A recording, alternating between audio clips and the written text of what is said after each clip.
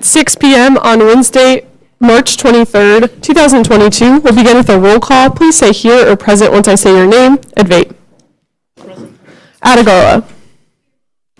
Ulrich. Here. Becker. Brecht. Here.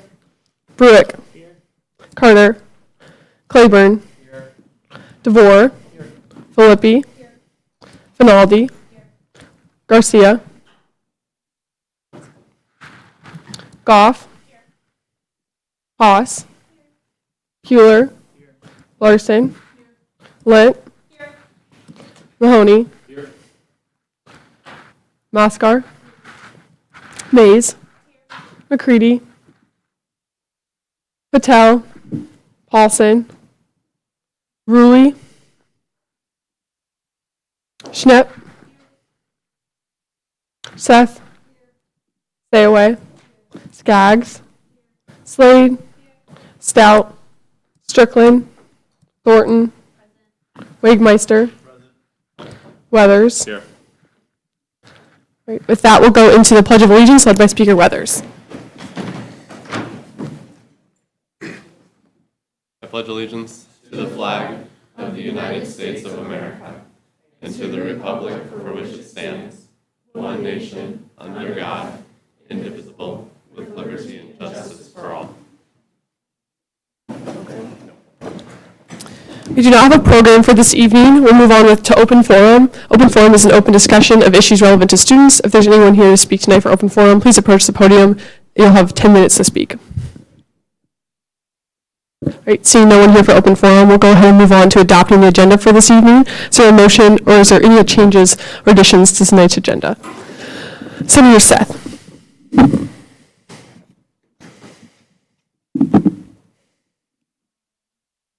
To add 2021-3-040SG to the top of special orders under internal matters. There's been a motion to add a bill to the top of special orders. Is there a second? Second. Is there any objection? Right, seeing no objections, that bill has been added to the top of special orders. And then motion to add 2021-3-026J to the bottom of new business. Okay, there's been a motion to add a bill to the bottom of new business. Is there a second? Second. Is there any objection? All right, seeing no objections, that bill has been moved on the bottom of new business. Senator Wagmeister. I move to table 2021-3-022F, funding the Justin Memorial Society indefinitely. Great. There's been a motion to Table that motion indefinitely. Is there a second? Second. We'll go into a discussion period on that. Question has been called for and seconded. Any objection to voting now? Going into a voting period. Hearing's consent has been called for. Is there any objection to tabling this motion indefinitely? All right, seeing no objection, this motion has been tabled indefinitely unanimously. Is there any other additions or changes to tonight's agenda? Senator Wagmeister. Or Senator DeVore, excuse me. I move to postpone indefinitely 2021-3-021F. There's been a motion to postpone indefinitely 2021-3-021F. Is there a second? All right, is there any objection? Yeah. All right, we'll go into a debate on that. You can go first, Senator Wagmeister. Yeah, I just want to have discussion on this before we would vote on it. Right. And I'll yield my time to Finance Director Zastro. Finance Committee yesterday. There's no reason that we wouldn't have a discussion on this with the club reps ahead of us. So this should not be removed from the agenda. We can have debate on it, and if it fails, it fails, but it should not be removed from the agenda. I yield. Senator DeVore. I yield. Call question. Question has been called for. This is on the objection. Just a reminder, is there a second? Second. We'll go into a voting period on the objection. Please vote yes, no, or abstain. We'll do a placard vote. Senator Seth. For the body's benefit, what would voting yes do? So right now we're voting on whether to debate this, right? Yes, a yes would agree with the objection. A no would, like you want to go into a debate. All right. yes, no, or abstain, beginning with yeses. Please raise your placard high.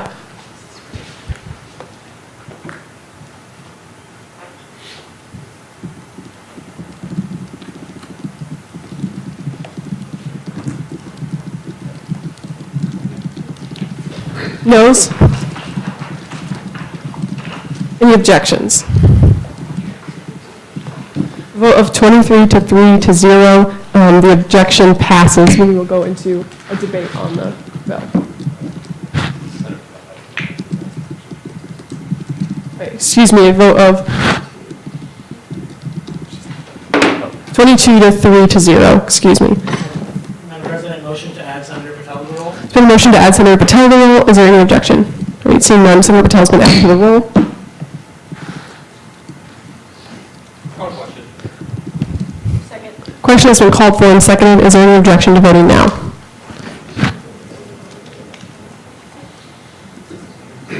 Point of information, Senator Burek. did we not, I must not have understood my objection. I must not have understood this. What are we voting on right now? What would we be calling the question on? I'm not clear, I'm sorry. The question was, or the objection is what we were voting on previously, and now we're voting on whether to table this indefinitely. But I thought, if I understand correctly, the objection was made to the motion Yes, itself. correct. Excuse me, yes. So we correct. don't have a question pending besides adopting the agenda as it is, correct? Yes, adopting the agenda as is. Then I move to adopt the agenda. Been a motion to adopt tonight's agenda. Is there a second? Second. Right, seeing no objection, tonight's agenda has been adopted. Moving on to the approval of minutes from last week. Is there a motion to approve last week's minutes? Senator Vate.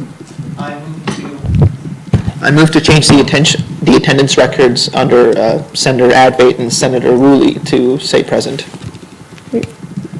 Is there a second? Second. Seeing no objections, that has been changed in the approval of the minutes. So a motion to approve the minutes from last week's. Second. Is there any objection? All right, seeing none, last week's minutes have been approved. On to committee reports, starting with rules with Speaker Weathers. Okay, a little bit of a rocky start there, sorry everybody. Yeah, Rules had a pretty uneventful meeting. It was quick. We both looked at 2021-3-018Y and 23Y, both under general orders tonight. Those were both set no bias. The committee had no problem with the actual content of the bills, but there is a question of whether or not a single particular bill can make changes to both the bylaws and the Senate Rules of Operating Procedure, or the Senate Rules of Order, excuse me. So that's why we said no bias. We don't have a clear answer on that. There are two different voting thresholds for whether or not you're making a change to the bylaws or if you're making a change to the Rules of Order. So it may seem a little bit pedantic, but Rules just didn't want to give its full seal of approval, is my understanding on that, because the answer is not entirely clear. We did a little bit more with bylaw review. What we aren't able to finish up this semester, the next Rules Committee will be picking up, but you'll still see a few more bills out of that before we're through. But I have nothing else. Please do ask questions if you have them.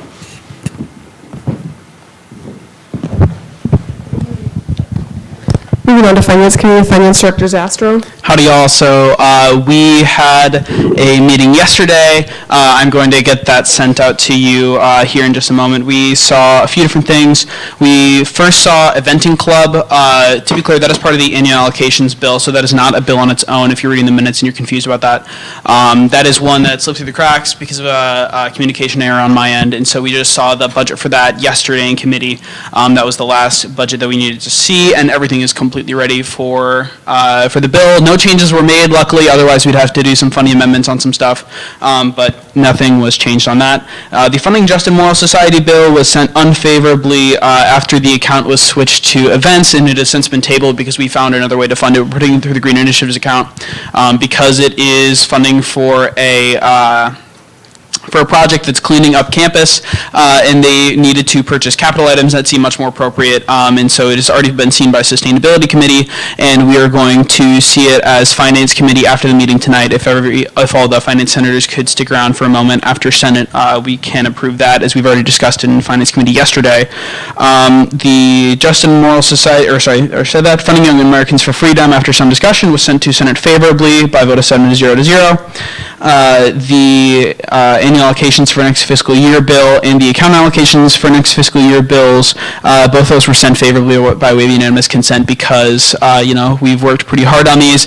If you have any questions about Parley Pro, me or Jacob Ludwig would be good resources for that during that conversation. It's a weird Parley Pro. I'll have Ludwig explain it in just a second. I believe that's all I have. Yeah, so the only organization that is planning on coming in tonight is Student Engagement to have their budget pulled. That's the only one I heard about in advance. We'll also be looking at our own budget as we always do. So here's Ludwig to explain the full Parley Pro for y'all. Yeah, so because we are voting on so many budgets at once, and because these are the annual allocation budgets for organizations, there are different motions that you have to use on the floor tonight. There's a different way we talk about these bills. So first, when we get to the annual allocations bill, someone will need to make a motion to divide the question.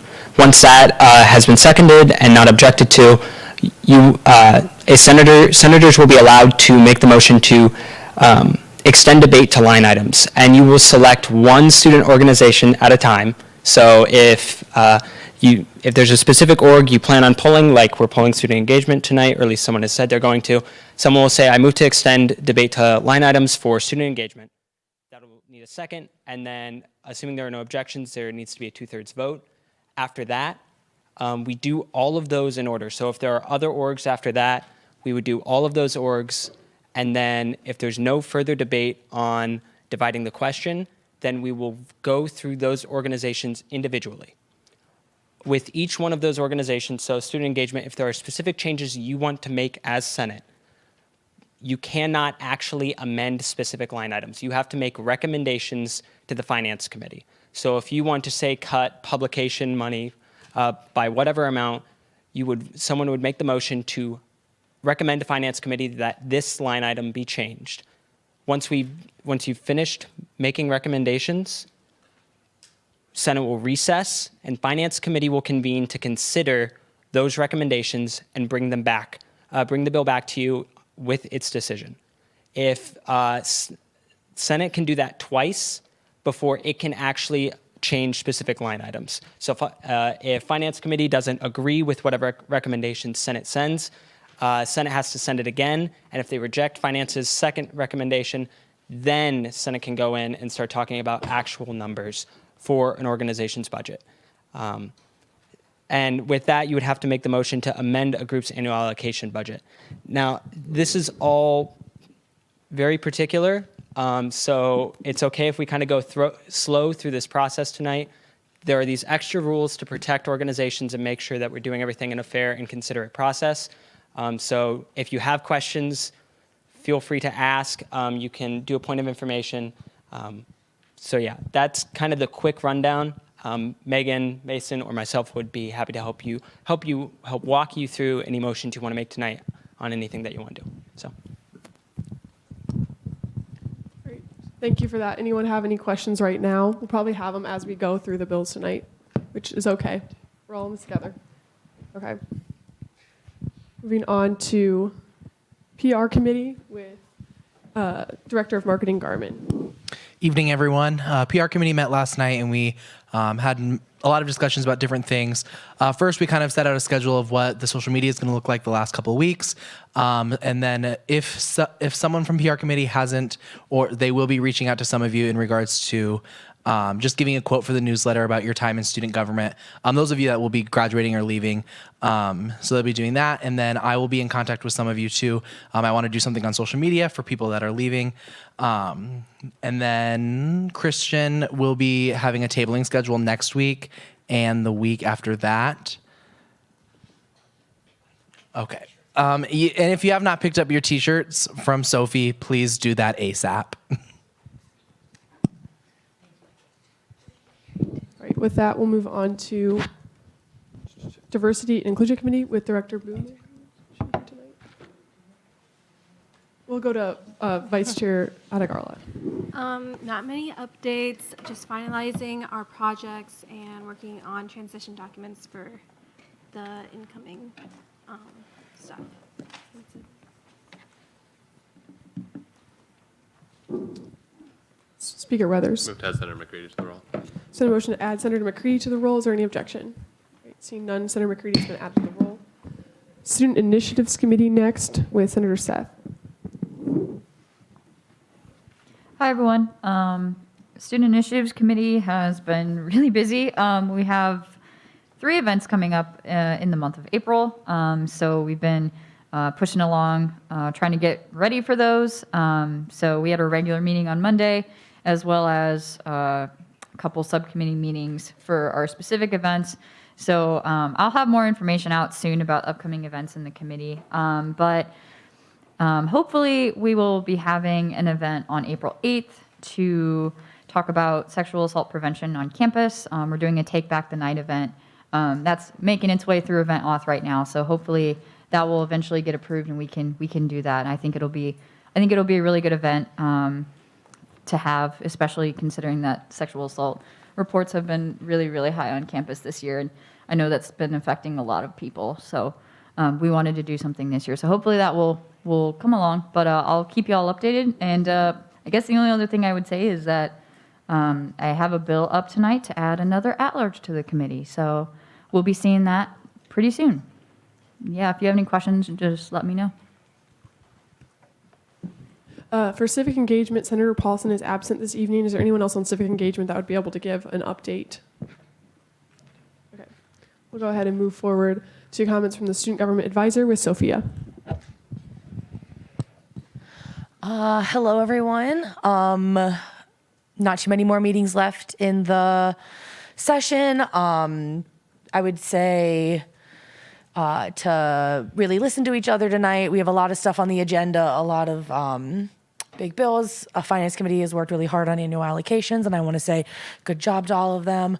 And the creation of a new committee tonight, so just really pay attention, ask questions, and listen. Moving on to comments from the Judicial Branch with Chief Justice. Or anyone from the Judicial Branch. Do you have any updates? No updates? Okay, thank you. Moving on to comments from the Executive Branch with President Campbell. Good evening, everyone. Very brief update tonight. Hope you had an enjoyable spring break and that it was safe and fun and it was restful. A couple updates from our end. To begin, just a huge thank you. Thank you for your work this year. Thanks for people who are pushing really hard on final projects right now. Student Initiative, we've been approving a lot of events. The Finance Committee, thanks for all your work with everything going on, and Lydia Youngquist with Assets. So again, just lots of thank yous to go around the room. Very briefly, this week, Vice President Decker and I met for our first formal meeting with the new Vice President for Diversity, Equity, and Inclusion. She's in her 9th week, and we are really excited for the work she's doing. We talked about her strategy and the rollout of that for this upcoming year, her work and hopes to interact with student government, and also her engagement with the deans across the colleges, which she's really doing a wonderful job with. Vice President Decker, Vice-President-elect Ludwig, and President-elect Ludwig and Vice President-elect Ulrichs. We had our transition meeting with the Provost's office, so Provost Wicker and Associate Provost Anne-Marie Vanderzanden. It was a really nice conversation. In addition to some of the ways that we can maximize those interactions, we discussed results from winter term this year, the pandemic start times for classes and how we've have different gaps you might notice this year and last year with the pandemic versus previous years. And then we also discussed Reimagine LAS, the initiative to help reduce the financial burden from the College of Liberal Arts and Science and their debt situation. Provost Wicker, when we asked what we could do to help, Speaker Weathers had asked if this was something that anybody would be interested in. He said he encouraged everyone who had interest, particularly our LAS senators, to reach out to Dean B.T. Schmidtman for the College of Liberal Arts and Sciences. So perhaps we could consolidate efforts and send an email from student government if there is interest in setting up a meeting with her. But that was from the provost an opportunity for us to learn more. I had mentioned in the exec update before spring break, but Director of Equal Opportunity finalist interviews are happening on campus. I did not get my most recent exec update out prior to spring break. I lost my laptop. It got stolen over break. So I'm going to be, I'm a little bit behind. If you have something, text me and I'll go back up to the top. But please let me know if I'm missing something from your end, but I will send that information that I had queued up about President's Council and also where you can find more information for equal opportunity finalist candidates. Finally, please connect with me if you did not receive, if you are an outgoing senator, member of Supreme Court, member of outgoing cabinet, or someone coming into student government, please let me know if you did not get an invitation to inauguration. The event will be here in the Memorial Union on a Tuesday night, April 12th, beginning at 6:30 with a social hour. We'll have some drinks and music, and then begin at 7 with dinner and seating. We'll have a nice program. It'll wrap up relatively quickly. So if you did not get something, please let me know, and please be sure to RSVP. We are going to closely look at those numbers for attendance. And finally, after a couple months of conversations, Big 12 on the Hill was supposed to be happening virtually this year, where we were going to have multiple members of student governments, I believe about 10 or 12, join in on those conversations in early April. Unfortunately, due to the number of schools from the Big 12 going out in person onto Capitol Hill, which we also have a group going out that'll leave next week, we are no longer able to do the virtual conference, but we're still going to get some swag in from OSU who's planning that, so we'll distribute that in the student government office as we're able to, and feel free to grab some stuff. So we'll have reports next week with how conversations with congressional representatives out in DC went next week. So with that, I will not be here next week, but we'll still give an executive update. Last thing, again, RSVP to inauguration, and reach out to me if you're missing something from me. So thank you. Any questions? All right, thanks. All right, with that, we'll move on to external matters, general orders, beginning with 2021-3-021F, funding Americans for Freedom, additional allocations with Senator Patel. Hi, everyone. Oh, that's loud. Sorry. Hi, everyone. This is just the Young Americans for Freedom asking for $500 to be transferred from Senate discretionary for their 44th Annual National Conservative Student Conference that's being hosted during the summer in Washington, D.C.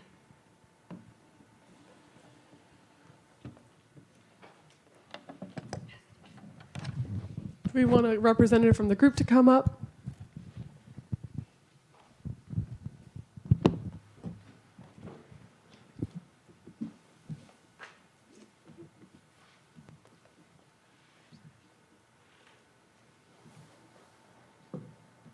All right, if you want to just give a bit of a background about the organization. Okay, so we were just requesting this for trip. Our tickets had increased unexpectedly, so we were just asking for that money to be transferred to help pay for it. Senator Philippi.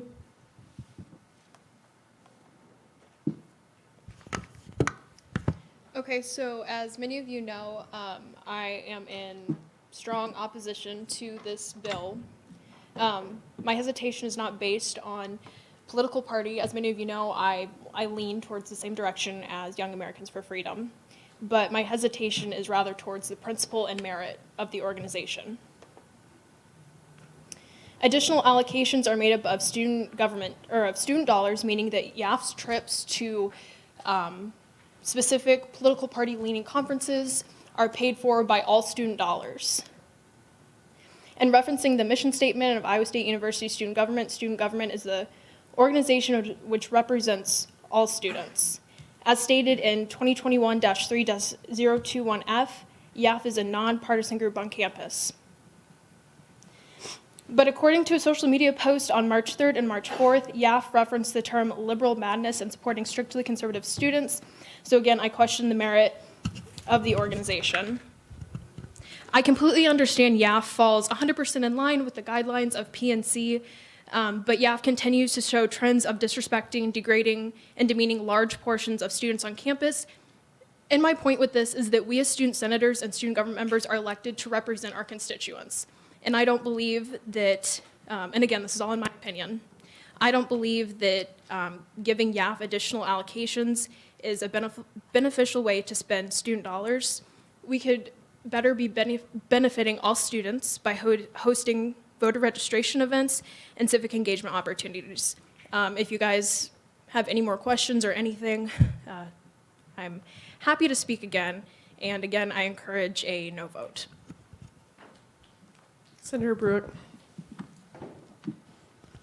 I guess I had a couple questions for either the club representative or FD Zastro of what the implications of us voting no on this bill. We've already funded this club through last year's annuals.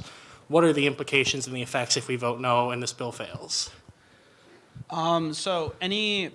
We'll fund registration for a conference or competitive trip up to, for half of the value up to $150, or sorry, up to $100. So the organization is taking 10 people at a cost of when the finance committee amendments are made, if we can change the cost, that's correct. So it's 10 people at $150 each. They're entitled to $750 per our rules. Any other situated organization would get the exact same funding. I think we saw an organization earlier this year, I don't remember which one, that initially they thought the cost for their conference registration would be lower than it actually was, and then when they came to us asking for additional funding, we gave it to them in full. So just for consistency's sake, any organization that's asking for half of registration per our rules is entitled to that funding. Before I go any further, I guess I'll move the Finance Committee amendments. Thank you. A motion to move the Finance Committee amendments. Is there a second? All right, seeing no objections, we'll go into a debate on the Finance Committee amendments.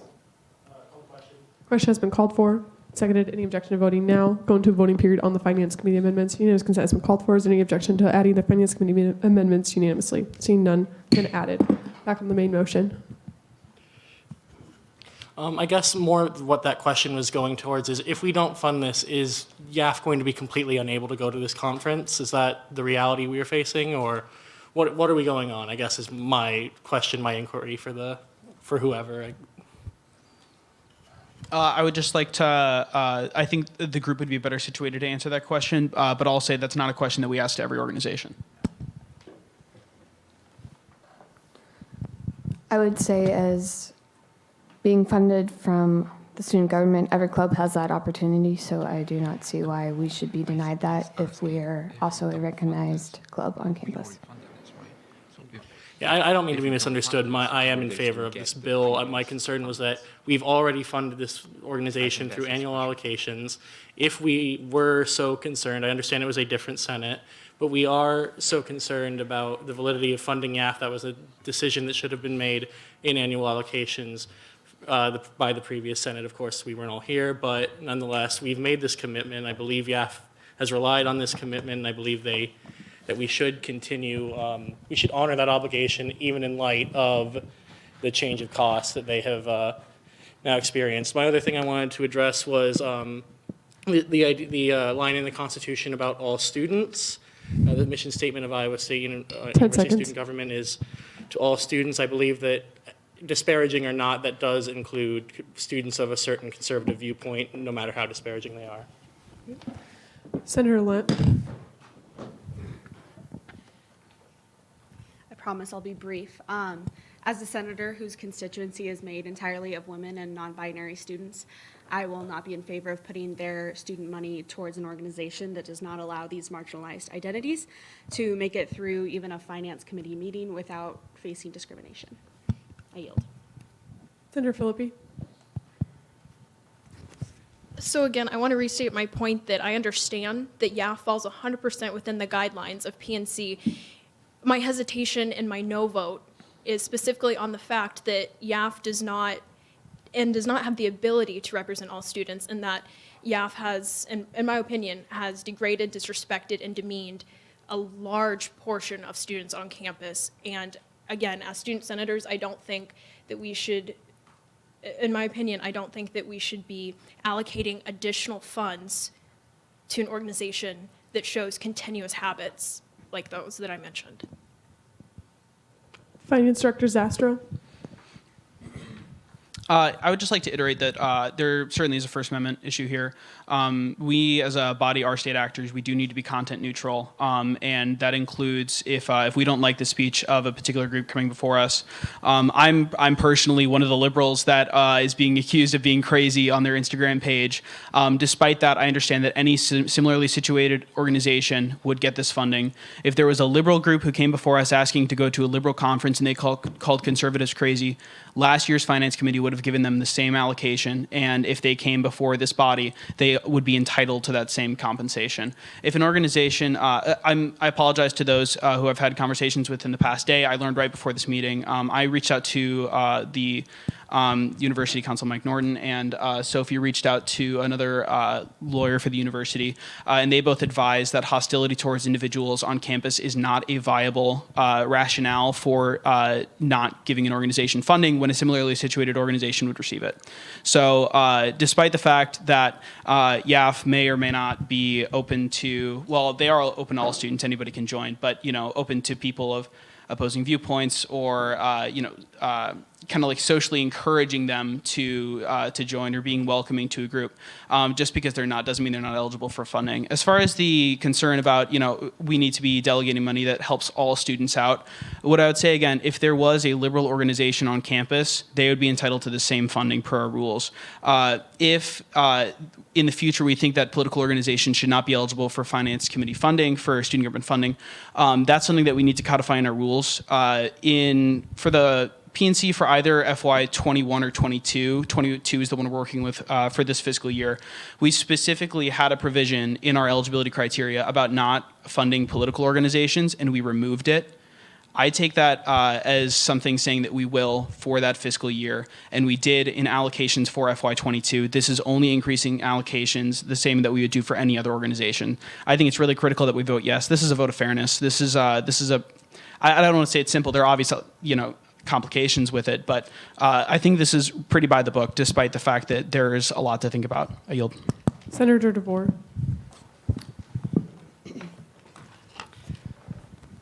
So I think that the argument that Finance Director Zastro just brought up is a main reason that we should vote no on this bill. To my understanding, we are and should be a nonpartisan student government, and we should not be bringing politics into our work. And in continuation of that, I don't think that we should be funding political organizations. I know that it's not currently in our PNC, and Finance Director Zasser brought up that if a liberal organization came to student government and requested funding, we would be obligated to fulfill that request. And I completely disagree with that. We have the same right to deny that request as we have to deny this request. If you fall on the side of the fence that you think that, okay, right now our PNC doesn't exclude political organizations from funding, but you think it should in the future, then we can take that stand today instead of switching back and forth between sessions about rather political organizations should or should not receive funding. You can take the stance today and say that Iowa State student government is not political and we should not be funding student organizations. And if next week an opposite party organization came to us and requested funding, I would vote no for the same reason that I will today. So I would encourage you to take that into consideration with your vote, and I encourage a no vote. Senator Veit.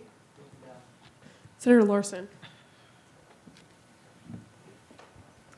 Okay, so I'm going to kind of take a different spin on this than Senator DeVore. But I've talked with a few other political organizations on campus, and they were saying, I'll give an example. One of them was saying how they tried reaching out to their college senator that represented their college, and the senator basically wanted to write a bill and told them that they didn't want to help them because of their political stance. And then they were reaching out to me saying how they didn't think that was fair, and was just kind of running student government through the mud because they were just angry that the senator didn't want to help them. So I'm just afraid, not saying that what they put on their social media was wrong, but think about how this might affect other political organizations on campus and what image it might bring out that, if you're with any political party, no matter what your stance is, that we don't want to represent you because we want to keep political ties away from student government, so we don't want to fund you, and we don't want you to be passionate about what you're passionate about just because of what your stance is. And that's, like I said, something that I face. So I just feel if we don't pass this, it might bring the wrong image, so other people who have different views don't want to come forward and make a bill so they can have funding to go to different things. Senator Schnapp. Hi, yeah, I just wanted you to tell me like a little bit more about what you do at the conference and kind of like what your day would look like or your days there would look like. Yeah, so a typical day starts with us getting up in the morning, and then we would eat breakfast, usually as all YAF members, and then we would listen to different speakers throughout the day. We would have breaks in between that. Some of the conferences we do interactive activities, and then at night we usually just hang out together and get to know each other better. And then also like overall, maybe not you or your personal opinion, but just in the group, what have you heard from like people benefiting from this? Like how have they benefited from this conference? Yeah, a lot of this has to do with, like, I know for myself personally, I've came back and have wanted to promote ideas on campus and to fund and make sure that our club is being more inclusive and that we aren't necessarily having a bad rap on campus. And a lot of that comes from just what we learn at those conferences. Senator Wegmeister. Yeah, I think if you want to protest this organization by voting no on this, I don't think that's the right move. I think the appropriate form of protest would be showing up when we rewrite P&C next year and adding the provisions that would, you know, grant your wishes that you want to be wished true today. Also, I want to reiterate Finance Director Zastro's comments regarding University Counsel Mike Norton and how this gets also to be a legal conversation when we disregard P&C because of the way that we feel. I yield. Senator Thornton. Senator Advait. I guess just real quick. I almost find myself sort of inclined away from the argument Senators Philippi and DeVore just said, and even in the light most favorable to their arguments, I don't think this is quite a question of respectability or professionalism from the organization. I mean, I don't particularly mind how organizations conduct themselves. I think we should be conduct themselves to us. We should fund them anyway, if all things being good. And even in that case, who would be the arbiter of what is professionalism or what is respectability? Us, in our position as student government senators? I'm not quite comfortable with us making that distinction in the first place. And I really do appreciate the opposition these two senators have brought up. I do genuinely believe it is born out of incredible principle and the best intentions. And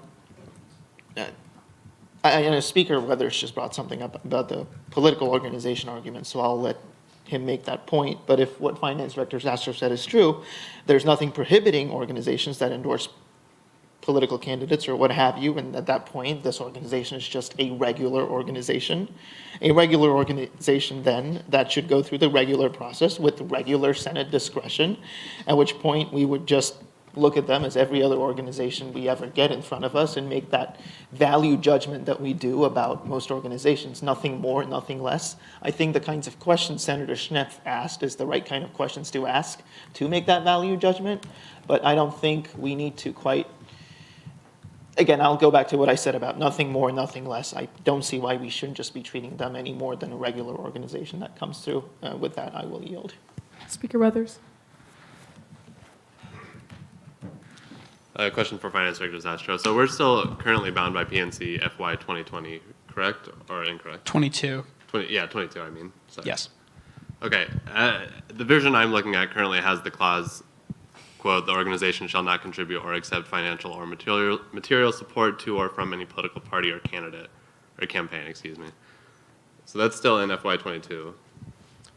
Yes. Okay. Did you have a question about that? I suppose not. So we're still bound by that particular provision. That would make, if an organization did contribute or accepted financial or material support, et cetera. That would make them funding ineligible, correct? That's correct. The way that we've interpreted financial or material support in cases like this, there have been a couple other organizations that we've asked this question. There's been kind of a more complicated answer. You can't be giving money to somebody registered with the FCC or FCC, the Federal Election Commission, FEC, for as a candidate or campaign. Or a political party or campaign, excuse me, one of the two, which this organization and Finance Committee yesterday and last spring said that they did not. Okay. I'll need a moment to think on that. But in the meantime, a question for the representative. Do you, in your opinion, contribute or accept financial or material support to or from any political party or campaign? We cannot wear a 501c3. Which would mean? That we cannot endorse any candidates or provide money to them. Okay, I yield. Senator Thornton. A question for you. The conference registration fee, what organization does that go to? That goes to Young America's Foundation. Okay, thank you. And just for the general body, I would just like to say that I've said many times on this floor that we cannot be tolerant of intolerance, and it has been asked before if there would be any instance worth bending or breaking a rule, and I think that this should be an instance worth considering. When we stay so close to our PNC that we end up supporting organizations that continually harm students on campus, we end up perpetuating that harm. And I just want you to really take a minute to consider that. Senator DeVore. Well, first of all, I would just like to apologize to Senator Debate for not being a rubber stamp on finance bills and actually, looking deeper into student organizations and vetting them a little bit deeper to decide if I want my constituents' student fees to go to a campus organization. And then I'd like to switch a little bit.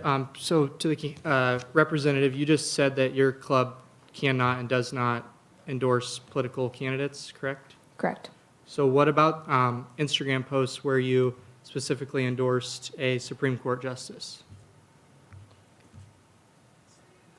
I do not believe that we did that, and we cannot be doing that, so that would be against our 501c3.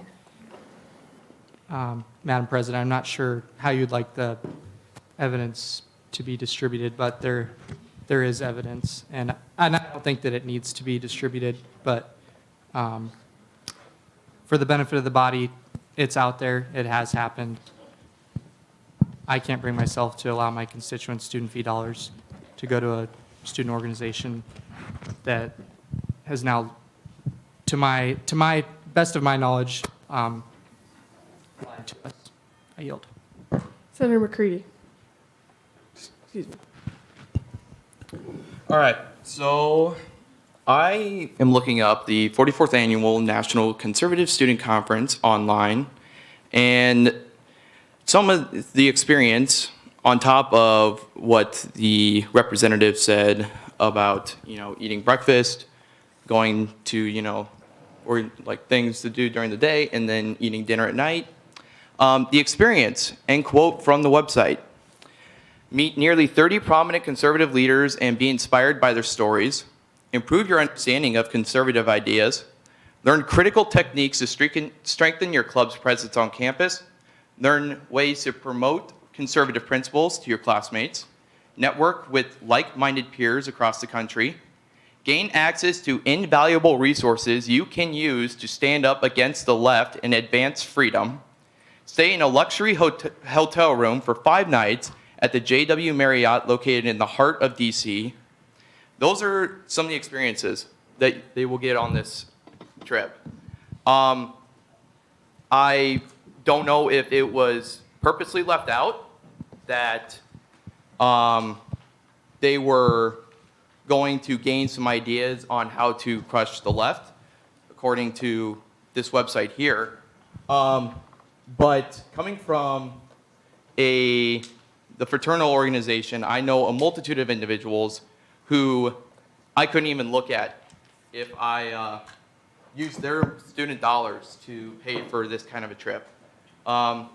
So I will be a no vote. I will be a strong no vote on this, and I encourage a no vote from you too. Senator Mahoney. While I certainly agree with a lot of the arguments that are being made, the unfortunate thing is where we are at right now with our PNC, with our way the state laws are written, we cannot discriminate based upon a organization's beliefs, any such thing. That there was a similar argument being made to you and I about a year or two ago, and state laws ended up getting written over it. I would be considerably worried if we were making arguments about the value judgment of sending this group to a conference. If there was a value argument about is the conference really worth the amount of money that we're going to pay for it, or if we're overfunding them or anything like that, that would be an argument that I think we could make. But just purely make it on what this organization does, what this organization stands for. They are eligible under our PNC at this moment, at this time, and to me, that's where the line is drawn. If they are eligible, and we think that the money that we're giving them is not overfunding them for any particular reason, which I don't think it is, it's $500, then I think we sort of are somewhat obligated to vote yes. If it was any other organization, we mostly have to be ambivalent to what they do, what they believe. It's unfortunately because we have to uphold that. This is where this kind of freedom of speech things come in. And so we are bound by our current PNC, and while I can certainly agree that we as a student body, or as a student government, should not be funding political organizations in any way, shape, or form, our PNC does not currently prohibit us from doing that in such a way. And so with that, I think it almost a legal matter that we vote yes. As much as I don't necessarily want to, I'm going to be voting yes, because I think that's the thing we have to be doing by our PNC. We are bound by our PNC, we are bound by state law. And so I will be voting yes. Senator Brewick. There were a couple things I wanted to respond to. One was I have Senator DeVore mention the offending Instagram post of endorsing a candidate. I have found it. As I understand it, Supreme Court nominees are not political candidates. They do not accept political funding. While that's a technical distinction, I'm certain the IRS is not going to be concerned about Young Americans for Freedom's 501c3 foundation status over that post. It's not a political candidate. No money was exchanged. It is a Supreme Court nomination. The other thing I wanted to respond to was Senator McCready's reading of what goes on at this convention. With a few caveats here and there, of course, much of what was read from the list of benefits of that convention are exactly what any convention we would fund would benefit. Meeting with influential people in the field that the club is interested in, learning new tips and strategies for leadership to improve yourself on campus. And phrases like crushing the left and how to own, I don't know if this, but how to own the libs or whatever, this kind of stuff is clearly political hyperbole. And though First Amendment concerns and all that aside, political hyperbole is protected speech. I think that especially with FD Zastro's consultation with University Council and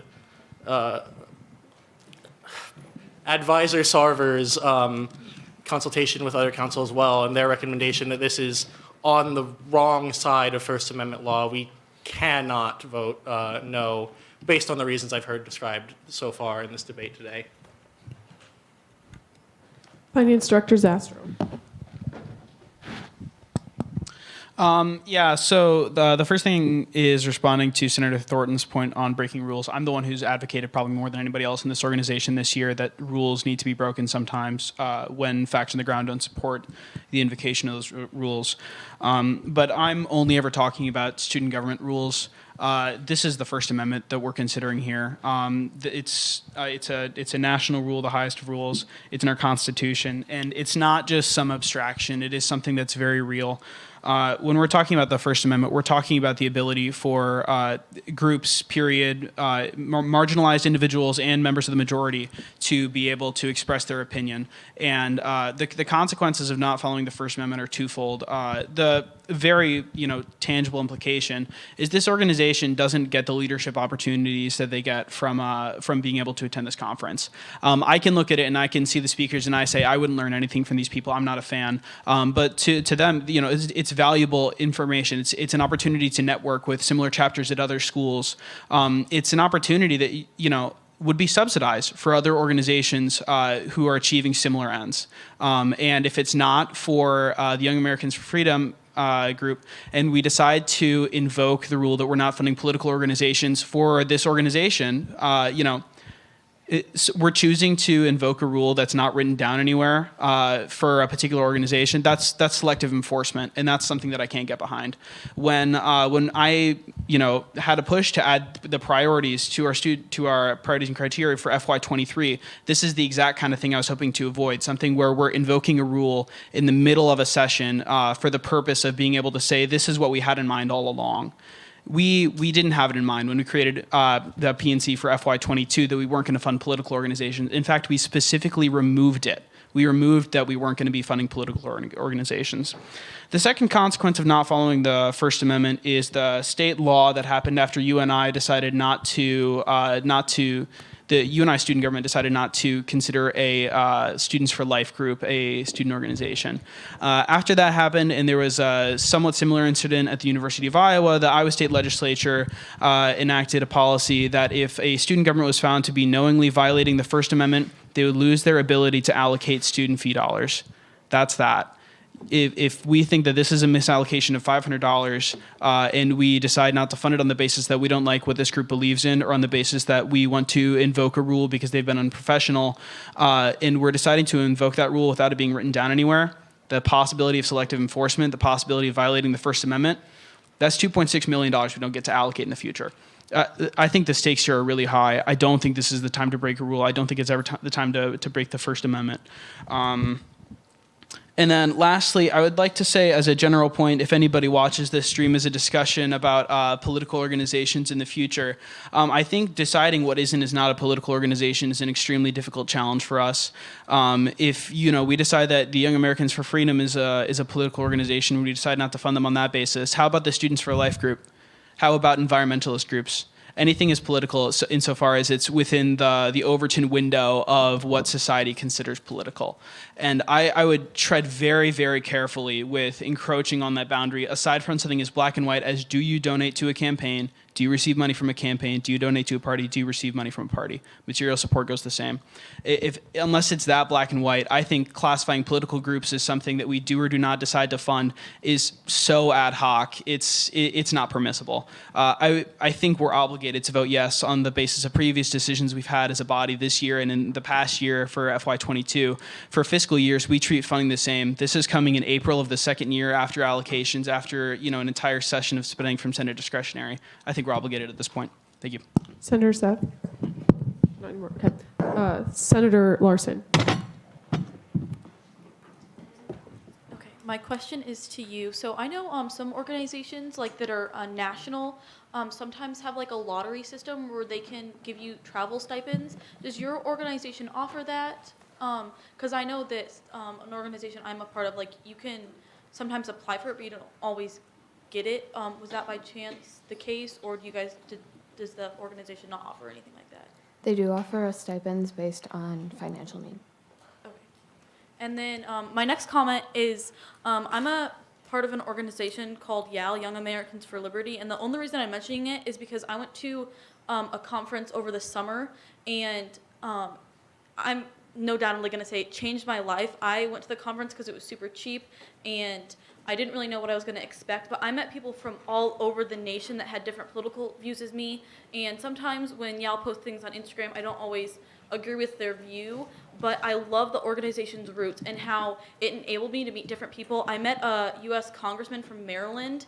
His name is Jason Palomano. He is an absolute, I really love him, and if I wouldn't have gone to this conference, I wouldn't have met all these amazing people. So if it's about the conference and how much they're going to get out of it, just based on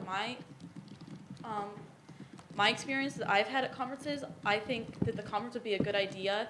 Just because when I went to a conference that I think this one might be I absolutely loved it and I gained so much from it, even though it was considered a networking or just a social event.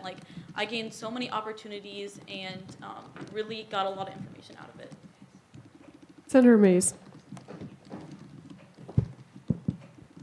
So I guess my just kind of like issue with just everything going on is we already like fund this club, and I mean I don't know a lot about what YAF has done necessarily to harm groups and everything like that. I know that my personal politics are completely opposing to like what they believe in, but at the same time we already fund them as a club, and I feel like this conversation isn't, I guess, necessary. I feel like we should still fund this event, but then this should bring up a conversation in the future about continuing to fund groups that could potentially be political or non-political. I don't know. I'm confused about like what necessarily should make it that we completely should not fund this club, because I mean, I think we should support all groups if we don't agree with them, but if they are directly harming students, I don't agree with that. But I don't know necessarily what has been done. So I feel like I have no opinion right now on anything going on. Senator Litt. Okay. A little comment, and then I'm going to have a question on that PNC line that you read, Speaker Weathers. Do you still have that available? Okay. I'm going to say my little thing, and then I would ask you to read that again. So I have a question. Okay, first of all, I don't think that at least my reasoning against for voting no really is a First Amendment violation, because I'm making my decision based on acts that could be possibly considered discrimination against my constituents, and I don't think that it's as clear as saying that because I'm voting no, I am violating the First Amendment rights of saying what you want. First Amendment violations are really important, and it's crucial that we value that throughout our decision. So I just want to bring up that there are other things to be concerned about in addition to do we want to control what they're saying. So Speaker Weathers, what was can I yield you time? Yeah, page 3. The organization shall not contribute or accept financial or material support to or from any political party or campaign. Okay, so I was doing a little dive, and there's conferences that are held by, and this isn't necessarily something that you personally would be aware of, so I don't want this to feel like a catch or whatever. Just saying that maybe we don't understand for sure what all is going on. Young Americans for Freedom have a conference that they are putting on in Atlanta, and they are hosting Republican elected officials, and so they would be paying them for that, so our money is going towards that foundation paying them. So I'm just wondering, is that something that we need to be concerned about? I just have a question. That isn't necessarily directed towards Speaker Weathers. Yeah, sure. Yeah, we don't look at that. If an organization is paying another organization that is paying something else, we only have a control over an organization's immediate financial transactions. I don't think there's a particular reason to be concerned about this conference. If it's like a second order remove payment, and like the representative for the club said, YAF nationally is a 501c, so they're not able to donate to campaigns or to parties. So I texted you this. I would guess that they're doing it pro bono, the elected officials, for the sake of the publicity it gets them. I don't think this would be a financial campaign, even if we did look at that second order spending. Thank you for your time coming here, and thank you for my answer. Senator Mahoney. I'd like to yield some of my time to Chief of Staff Ludwig.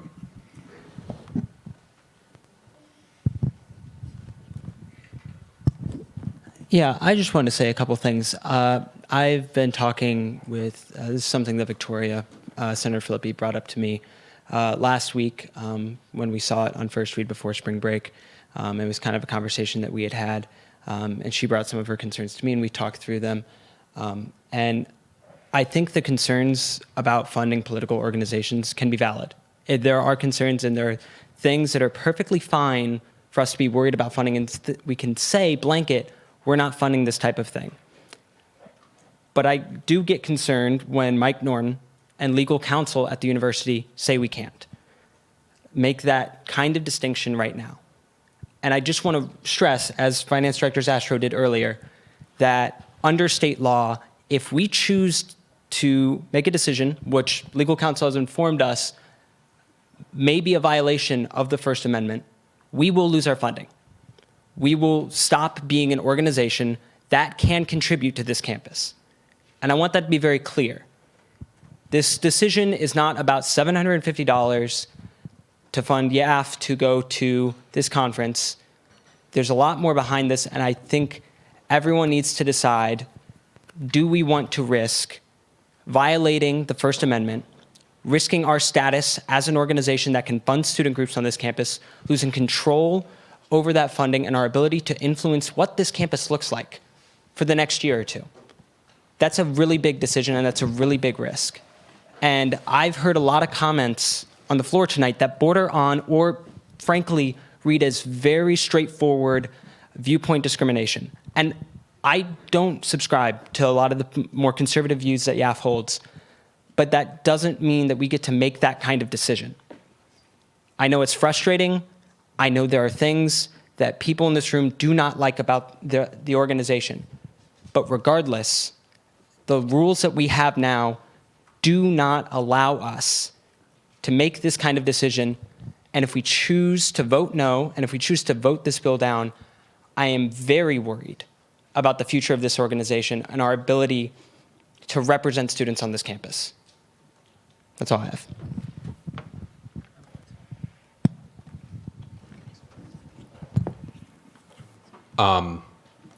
Call the question. Question has been called for and seconded. Is there any objection to voting now? Right. There's been an objection. Do you withdraw your? No. Right. Oh, yes. Yes? Okay. So, you want to go your time? Yeah, I'll yield my time. Hello, everyone. I have sat at many Senate meetings and never talked during a bill before, ever. This is my first time. It is a part of my job to let all of you know when we start going into an area and into a path that could be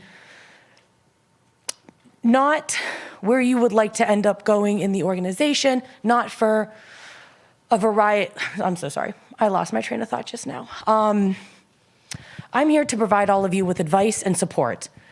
And I am letting you know that we need to look at things as a content neutral point. I don't normally say things, but I want to make sure that I am advising you as your advisor to think about it that way. You can have all of your own personal beliefs and opinions as much as you want, but we as an organization need to look at things in a neutral way. That is all I have to say. I'm sorry it took a minute to come out.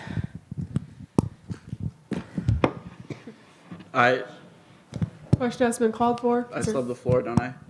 Senator Ringmeister, go ahead. I just wanted to reiterate what Chief of Staff Ludwig said. I mean, just disregarding what University Council advised us to do to save $500 likely won't save us $500 in the long run. And yeah, I yield. Speaker Weathers. I apologize. A question for anyone who is then familiar with legal counsel. If a particular senator was seeking to abstain from this vote, what would that amount to? Surely that's not a discrimination based on the First Amendment. What do you mean by somebody abstaining from the vote? If the bill failed via abstention, what would that look like? I personally am not comfortable voting yes, but I understand the ramifications of it. Trust me, I get it. I would like to abstain if enough people abstain to where I voted no. Hypothetically, is what we're talking here. I would say if there's a concern, if the bill fails, and we as a legislative body, all of this is live streamed, all this is documented, there are minutes being taken. The discussion that's here, the outcomes of that discussion, if it's determined to be viewpoint discrimination, is viewpoint discrimination, regardless of somebody abstaining on the vote makes it fail. I would add, if there's a concern about the bill failing by abstentions, senators can leave the room. As long as we have a quorum to vote on the bill, that is an option. But yeah, this is all being recorded. This is all very public. Like, it's not going to change how this is viewed in a courtroom. Just a reminder to the body, there's 2 minutes and 15 seconds left to debate this before we will have to extend more time. I move to extend debate by 5 minutes. Then a motion to extend debate by 5 minutes, and it's been seconded. Is there any objection? Seeing none, debate has been extended by 5 minutes.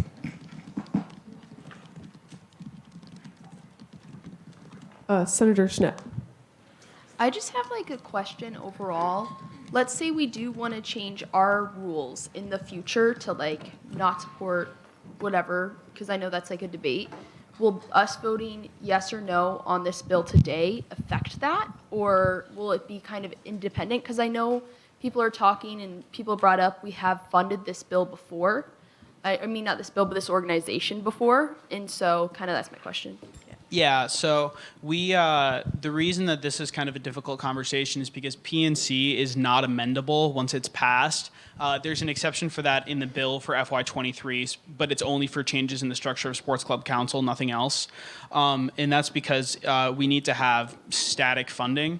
If we didn't fund this organization, it would be contradicting even because we've already funded them for this specific line item.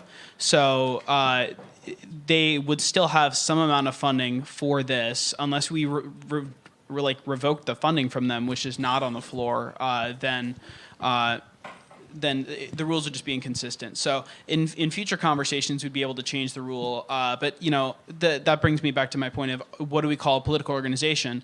So if this is the only clearly political organization we fund, what about environmental groups? If they're political, then we ought to be not funding them any further for the rest of this fiscal year too. Since it's supposed to be so static throughout the year, I think that would be not a tenable solution. Senator Seth.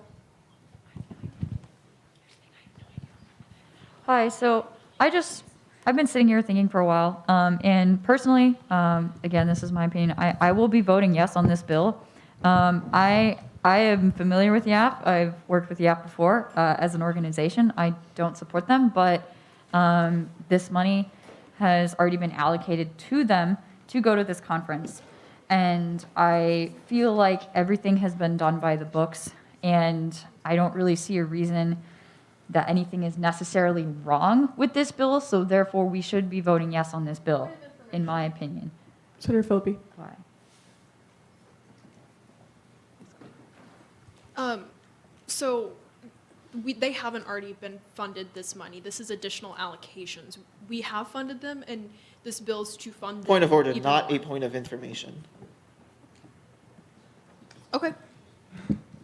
Senator Seth, continue. So to respond to what Senator Philippi has said, yes, they were allocated funds, I believe, initially for this event, but the cost rose, which is why we need to allocate additional funds. I apologize for my incorrectness in speaking. However, I would like to just again reiterate the fact that this is something that we've already technically, to some degree, funded through PNC, and we are bound by those regulations. And I also want to reiterate the fact that a lawyer like Mike Norton has said that this is something that we should, essentially vote yes on due to potential legal ramifications. And while I don't necessarily want to do that, I do respect the law, and we need to be thinking about whether or not, as a body, we are going to follow that advice. And I really, really encourage all of you to please follow that advice. I don't want to see anything bad happen to student government in terms of potential legal ramifications if we vote no on this bill. And I'm very worried at this moment, as I think are some other senators in this room. So I will yield. I encourage you to vote yes on this bill. I know that for a lot of us, it goes against our viewpoints, but we need to be content neutral as a body. I yield. Senator Finaldi. Senator Brooke. We've had a lot of information thrown at us. I motion for a 5-minute recess. There's been a motion for a 5-minute recess. Is there a second? Right. Is there any objection to taking a 5-minute recess? All right, seeing none, we'll be recessed for 5 minutes.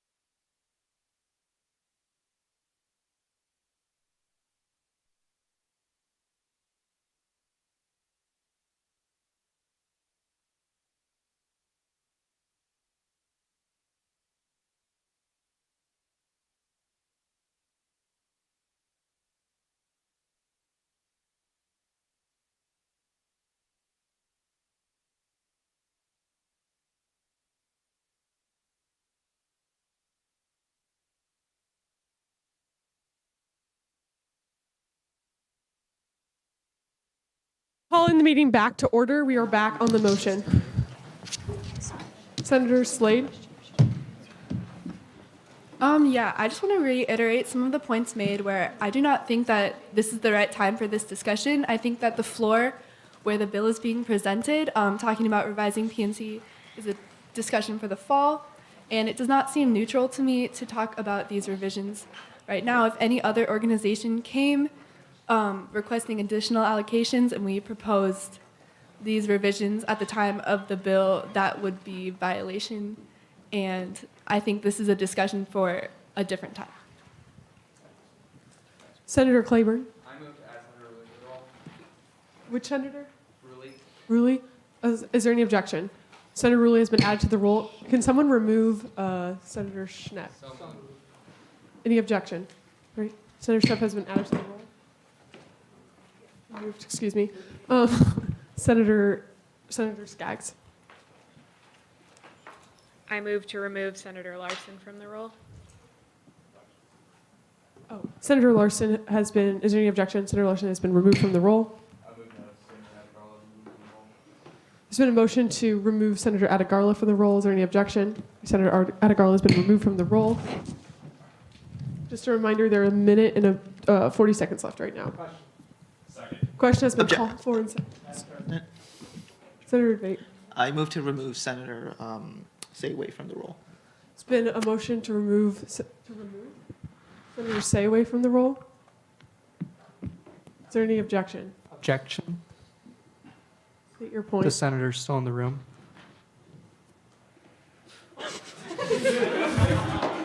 All right, is there any objection to removing Senator Sayaway from the roll? Right, seeing none, Senator Sayaway has been removed from the roll. There's been a call to question. Is there a second? Any objection to voting now? We'll go into closing comments with Senator Patel.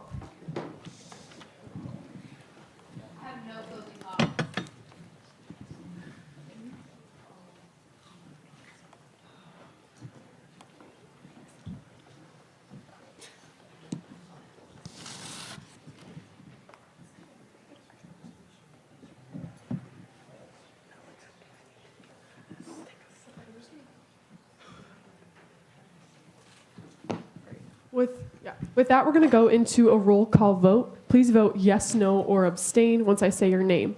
Edvate. Yes. Adegarla. Ulrich. Yes. Brecht. No. Bruick. Moving on. Claiborne. Yes. DeVore. No. Filippi. No. Finaldi. Moving on. Goff. Yes.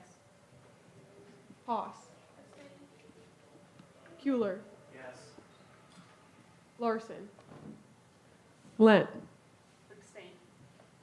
Mahoney. Yes. Moscar. Yes.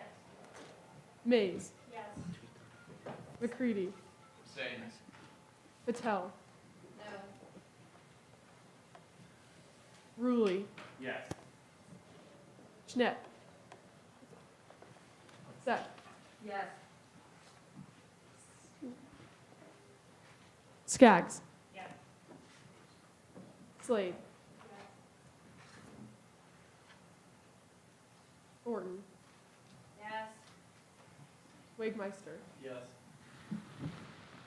Bruick. Yes. Finaldi. Yes. Be patient with me here. Weathers.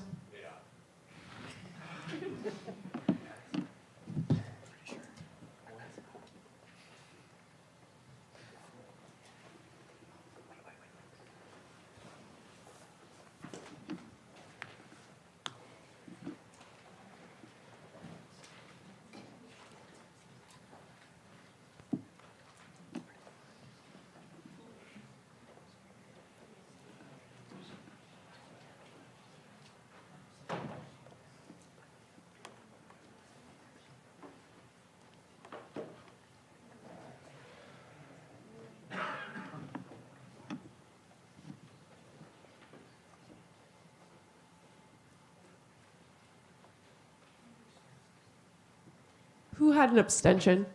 Could you please raise your hand?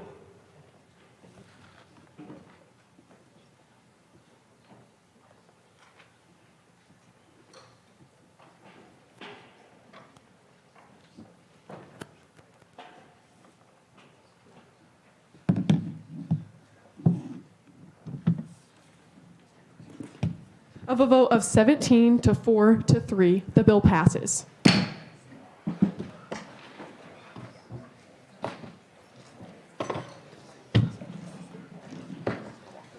All right, moving on to 2021-3-019F, annual allocations recommendations for fiscal year. Please quiet down. Annual allocations recommendations for fiscal year 2023 with Senator Rulli.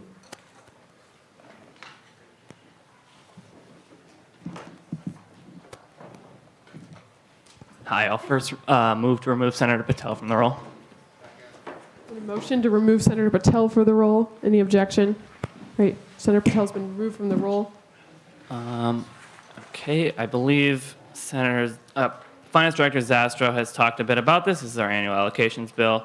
Let me pull it up. This is, if anyone would like to pull a budget, I think it's already been talked about, so I'll yield. Speaker Weathers. Move to amend the first enacted clause, to change, basically to switch around organizations and sports clubs. The hyperlinked lines there are backwards, so.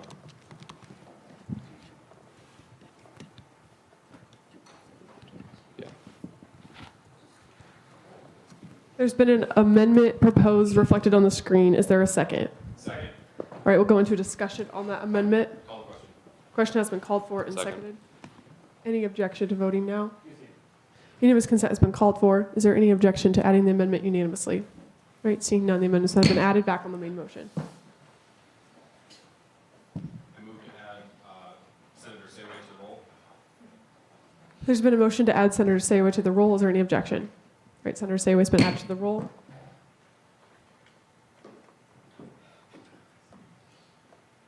Is there a motion to divide the question? I move to divide the question. You need a second. Is there any seconds?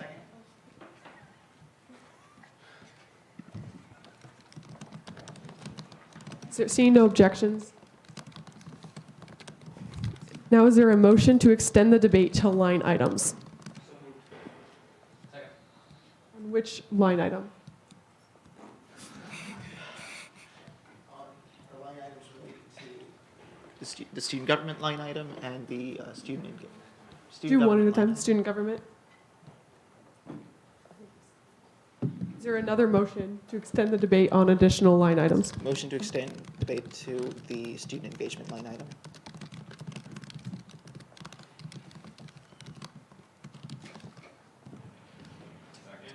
There's been a motion and a second. Could you repeat your motion? This was a motion to extend debate to the student engagement line item. Student engagement, that's what I need. Thank you. Is there any other motions to extend the debate to line items? Finance Director Zastro, do something. I just want to say, if you're looking at the budgets, again, student engagement is still labeled as Student Activity Center and OFP. So as you're looking up the budget, that is the name of the organization.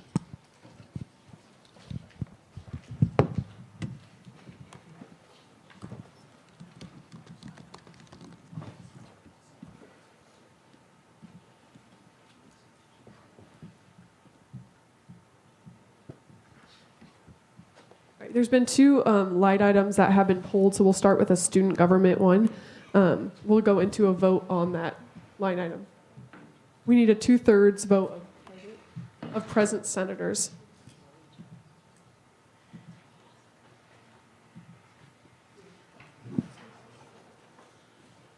We'll go into a placard vote, so this is on the student government line item. We're going to pull this, budget. So please vote yes, no, or abstain. We'll begin with yeses. Unanimous consent has been called for. Is there any objection to pulling the student government budget unanimously? All right, seeing no objections.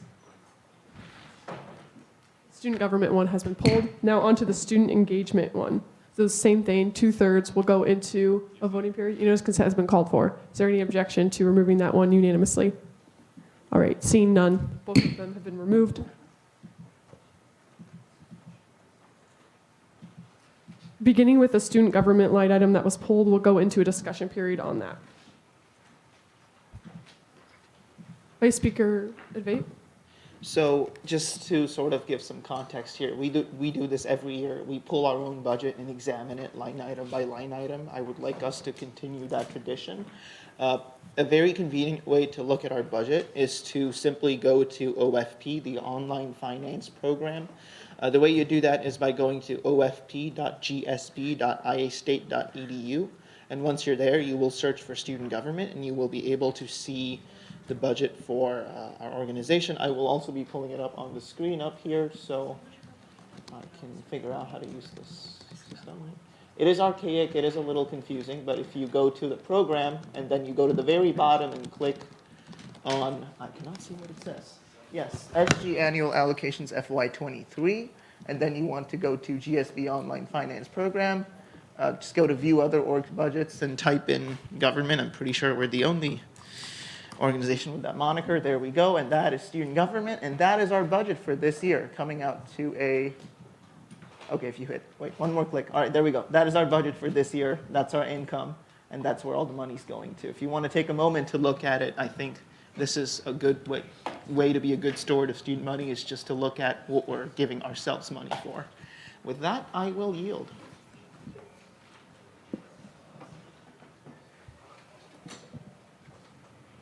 Speaker Weathers.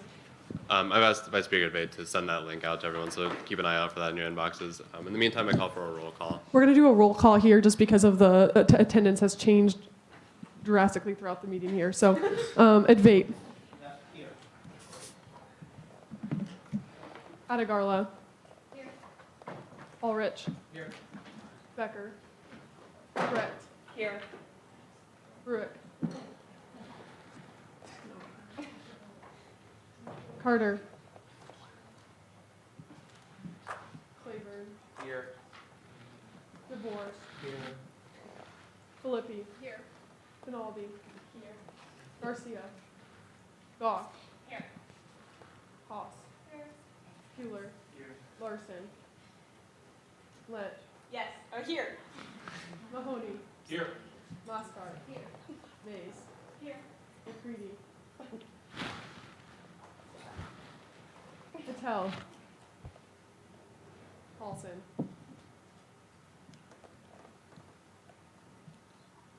Ruley. Here. Schnepp.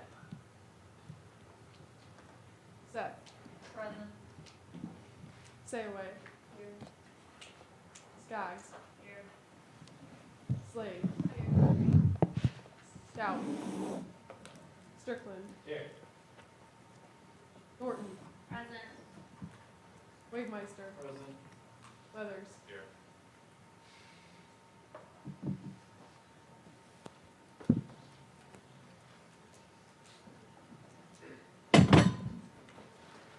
Move to add Senator Bruick to the roll. And a motion to add Senator Bruick to the roll. Any objection? Right, Senator Bruick's been added to the roll.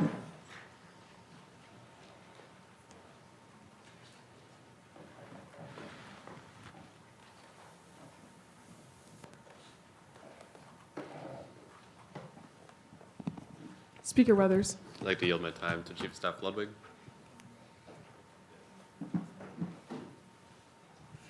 Okay, so this is what I was talking about earlier when we get on the bill. Now, we can look to the student government bill. If you want to ask Finance Director Zastro any questions about any line items within the student government bill, you can direct questions towards him.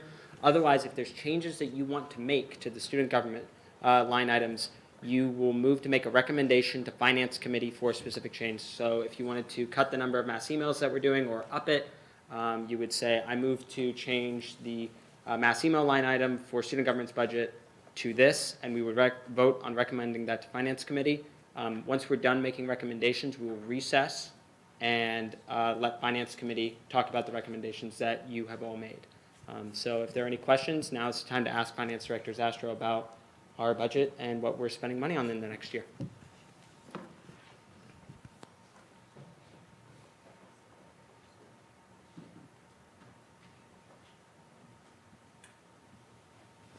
Senator Seth. Hi, so this is, I think, maybe a good question for Finance Director Zastro. So when you look at the budget for student government, there's a line that is listed as other miscellaneous. I know that we're unable to raise funds from members, but are we able to do that? Because I know that with other orgs, you can't have a miscellaneous line item. I just wanted to ask that as a clarification question. Yeah, that's correct. Because exactly like you said, we're not able to raise funds. COA understands that there's going to be unforeseen expenses that we have to encounter where other organizations are able to absorb the cost by their own fundraising mechanisms. We are not. So anything that's outside of the limitations of our budget is something that we put in here. So far this year, the desk for the exec office, when that one broke, went in there. The food for finance committee during all the allocation hearings, during like the 5 and 7 hour days, that went in here. There were, I bought a flash drive so I can get all the stuff on the finance laptop onto a separate thing because it bricked one time and I was really afraid that it was done forever. I put that on there. So it's just for kind of odds and ends. We are the only organization that has miscellaneous line item. Okay, and then my follow-up question is there a precedent of us? Like, do we typically do this every year? Yes, we've had this for every year that I've been on the finance committee at least. Okay, that makes sense. Thank you, I yield.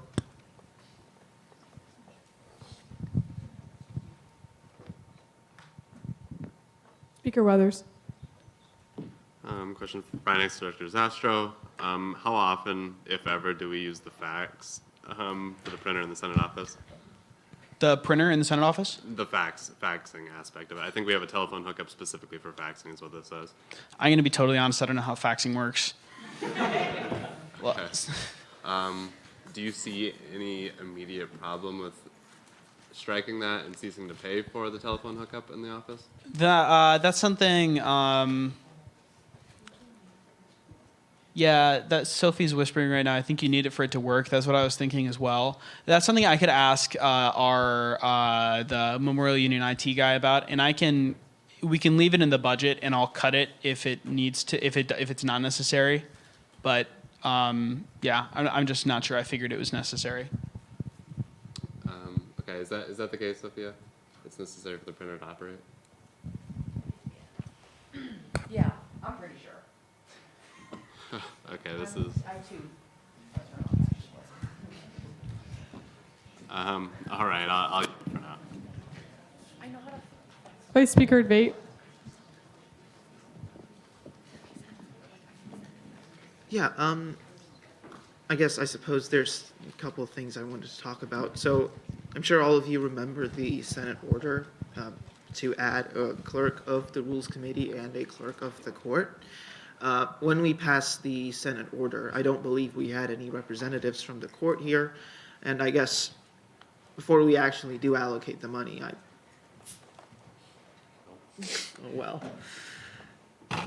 should have anticipated this. Well, yeah, I do realize that. I think it's still something we should think about because, frankly, something that bothered me a little is when someone in the office heard that the court had a clerk. They were like, "Woo, I'll do that. It's free money."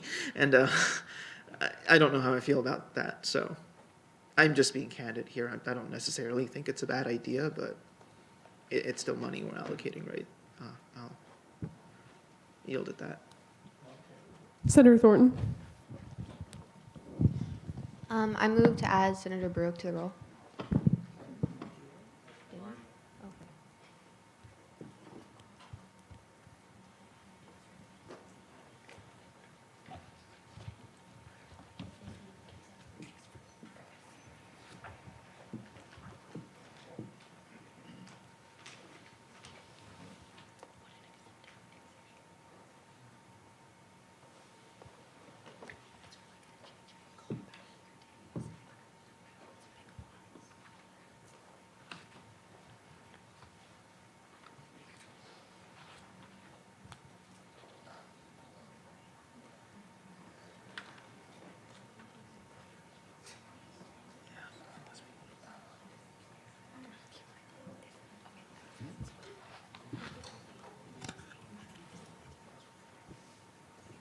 If there are no further recommendations, we can do a call to question and move to approve or not approve the budget. Go into a vote. Question has been called for and seconded. Is there any objection to voting now? All right, we'll go into a voting period. We'll do a placard vote for this. So this is approving the student government budget specifically. So please vote yes, no, or abstain. Unanimous consent has been called. Since this is a separate finance bill, we will have to do a placard vote. So please vote yes, no, or abstain, beginning with yeses.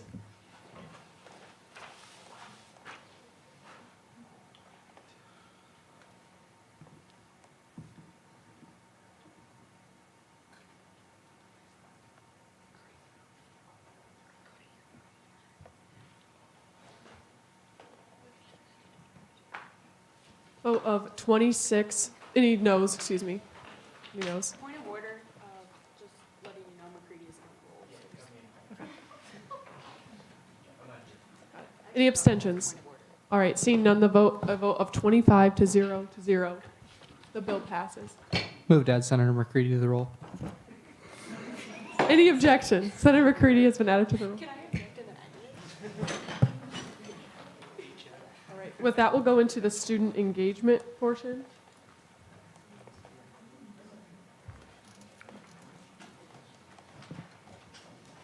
Are there any questions or recommendations? Senator Seth?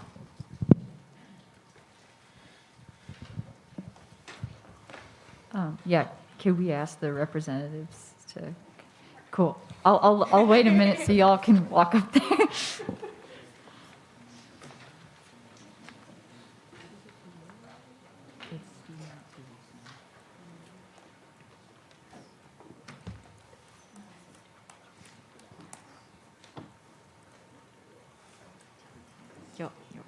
Yeah, okay. Sorry, I just wanted to give you time to like get settled and stuff. I guess my question to all of you was, I had a few questions about essentially what exactly falls under some of the, I think it's the stuff under like publications, calendars, and event printing. So you have a line item for brochures, posters, flyers, signage, others, and that's 8,000, and then there's another item for monthly calendars. And I was just curious to know, I guess, like what exactly goes under those categories. If you could just expound upon that a little bit further. Sure. So we can start with the monthly calendars. Those are probably the most self-explanatory. Those are the large, are they 24 by 36, I think, calendars that we post here in the MU in a couple places, and then in several buildings around campus. You've probably seen them like down by the dining commons or in Cybele. And those are called out separately just because it's easy to sort of quantify. We do this many times a semester. Some months we combine to try to save money. So like January and February were together, for instance. The rest of that could be several different things. A lot of it is posters for events we're hosting. So for our leadership conferences, for campus, any like service projects we might be hosting, Club Fest, Welcome Fest, a lot of those large events that we put on. Signage, again, for some of those large events, we need directional signage, we need, check-in here, we need those kinds of things. We try to reuse that as much as we can, but each year we need to replace a little bit of it because it gets beat up. Could be just sort of general flyers or posters advertising student engagement, how to get involved on campus, some of those things. We do some printing of brochures or other sort of marketing materials like little postcards or things that get handed out at orientation and Destination Iowa State. So just ways of helping students find student engagement and find ways to be involved on campus. So it can be a variety of things depending on the needs throughout the year. Okay, so to follow that, then I have a little bit more of a specific question.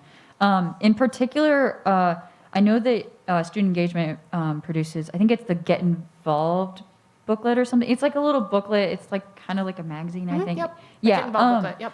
Does that fall under the brochures, posters? No. Or is that a different category? Our goal is always to pay for that by the ad space that we sell to student organizations and other companies. But if we don't fully pay for it, that comes out of money that we have on the Memorial Union side of our budget. So doesn't come out of student government funding. Okay, so because I was gonna potentially bring up a point about I'm not really sure how effective the Get Involved booklet is. I don't really know. I personally don't really know a lot of people who found it to be useful, so I was gonna ask about that. But that's part of the Memorial Union budget and Yeah, is it not is. affiliated with us. Yeah. Okay. All right. Thank you. That was all the questions I had. I yield. Vice Speaker Debate. Thank you again so much for coming out.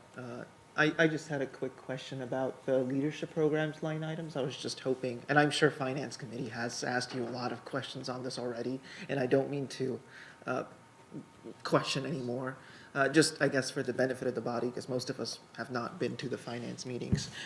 Just out of curiosity, could you speak more on the leadership programs perhaps, and what they're going to, what attendance looks like, and I suppose how students engage with those as well? Just curious. Yeah, I'll give a brief overview, and then if I miss anything, I'll let Kevin fill in a little bit. He's kind of the expert.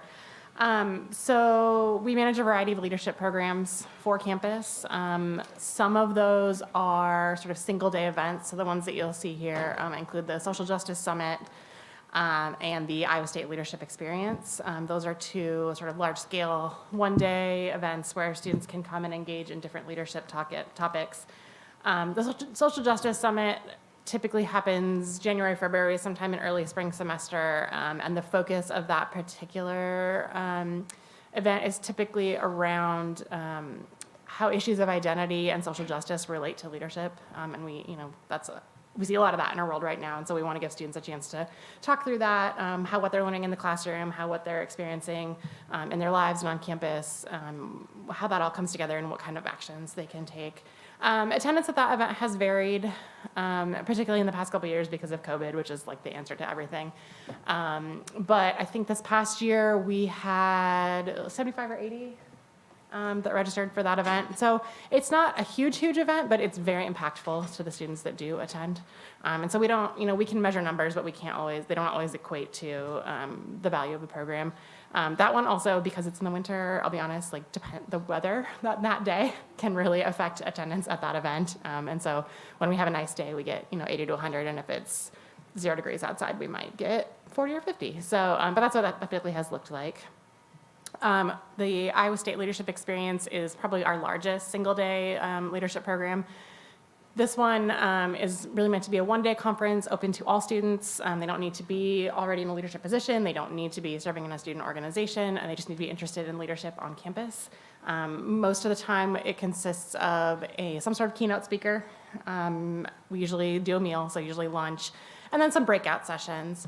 The cool thing about this event, so it's been happening at Iowa State for a long time, probably at least 20 years. Yeah, so it's a long-standing thing at Iowa State, and it used to be Iowa State Leadership Experience. We've actually changed the name in the last 2 years. It's now the Iowa Student Leadership Experience. We are now collaborating with the University of Iowa and the University of Northern Iowa to have this be a Regents Institution conference. So this year we had a busload of students from Iowa and a busload of students from UNI attend, and we hosted the first in-person sort of tri-university conference. It was a really awesome opportunity for students to meet with their counterparts, student leaders at other institutions, learn about what was going on. We got some great feedback about they would like to see more of that. So how can we help student governments connect? How can we help their dance marathons connect? How can we help their club sports councils connect so people can talk with their peers, but also participate in some of those breakout workshops? Those two universities did fund their own students. So we worked it out to where we were covering the cost for Iowa State students to attend. We had about 100 Iowa State students that attended this year, and then 30 to 50 from each of UNI and the University of Iowa. The goal is for it to travel around to the Regents institutions. So next year, we believe that University of Iowa will host the conference, but we will still work to cover the expenses related to Iowa State students attending. So to cover their meal, to cover their any materials they would need, we'll probably look at taking a bus or some sort of transportation. So and then marketing it on our campus. So all of those costs that are involved.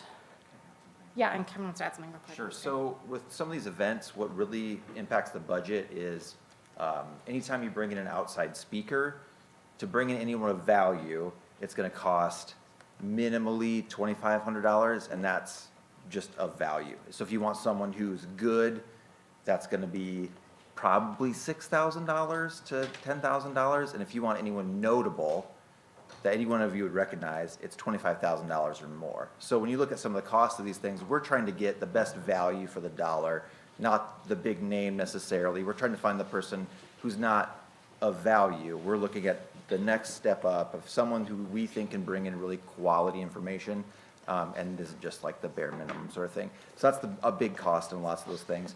The next cost, what we try to do when we have all-day conferences and things like that, we're really cognizant that students need, to be focused, they need to have had something to eat or something throughout those programs. So a long, impactful program has to have some kind of element where you're not hungry the entire time. Also, people will leave if they don't have those basic needs met. So those tend to be the biggest costs. And the next one, honestly, is any kind of program, printing other things, which isn't necessarily in this budget. That would be in our printing budget. So thanks for letting me clarify.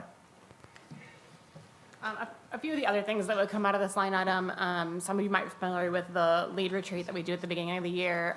This one is really focused on bringing together the leaders from our on-campus student organizations. So some of your chief officers from student government were involved in this, leaders from the Greek community, leaders of Student Union Board and After Dark and Dance Marathon and college councils, student alumni leadership council. So sort of those big notable organizations. We like to get them together, do some leadership training, but also get those students to know each other so that they can work together more, so they can build connections. And again, that's a day-long program, so it involves trying to feed people so that they will stay, potentially bringing in a speaker, any kind of supplies that we would need.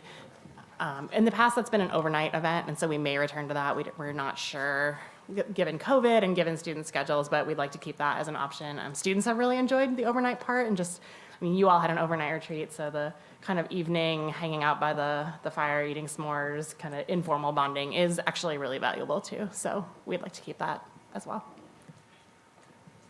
Thank you so much. Just for the body as a whole, if you're wondering where the link is, there's 2 links on the agenda under the item that we're discussing right now. So if you go to the agenda right there, the second link will take you to the budget for student engagement. So if you just click on that, that'll take you right to all of the line items, just like that. You might have to sign in, but that should be it. That'll conclude, I think, my questions for now. Again, thank you so much for your answers. I really do appreciate them. I yield.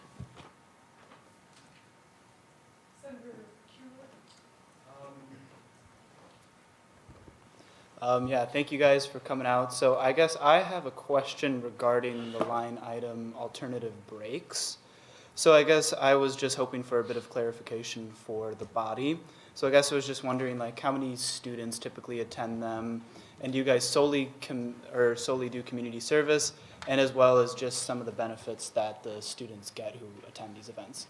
Sure, yeah. Hi, everybody. I'm Tim Ryder. I'm the Service Learning and Student Orgs Coordinator. I coordinate the Alternative Breaks program. So Alternative Breaks, typically we send 5 trips out over spring break, and then we aim to send at least 2. In the future, we'd like to send maybe 3 trips out over the beginning of fall break.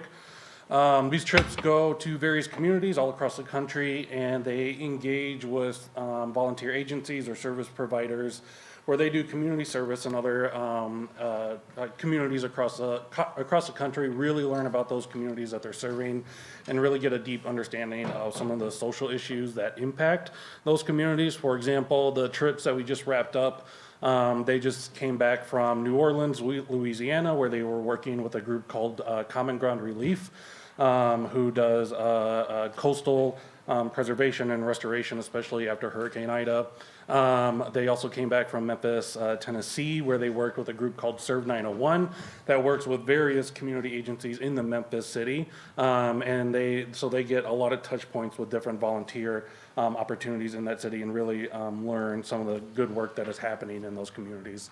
And then we also had a group go to Georgia, where they worked in Cloudland Canyon State Park and did trail maintenance, preservation work, and they also worked with a habitat restore there. So the point of these trips is really what we aim to do is, if you've never heard of it, the whole program is based around what's called the Active Citizen Continuum, where you as you come into the program, you kind of identify where you're at on that continuum, whether you're a member or volunteer. And then we do pre-work before the trips with our site leaders. Our site leaders lead trip meetings to do some reflection based around your own identity, how your role fits in with the community, what service work you've done in the past.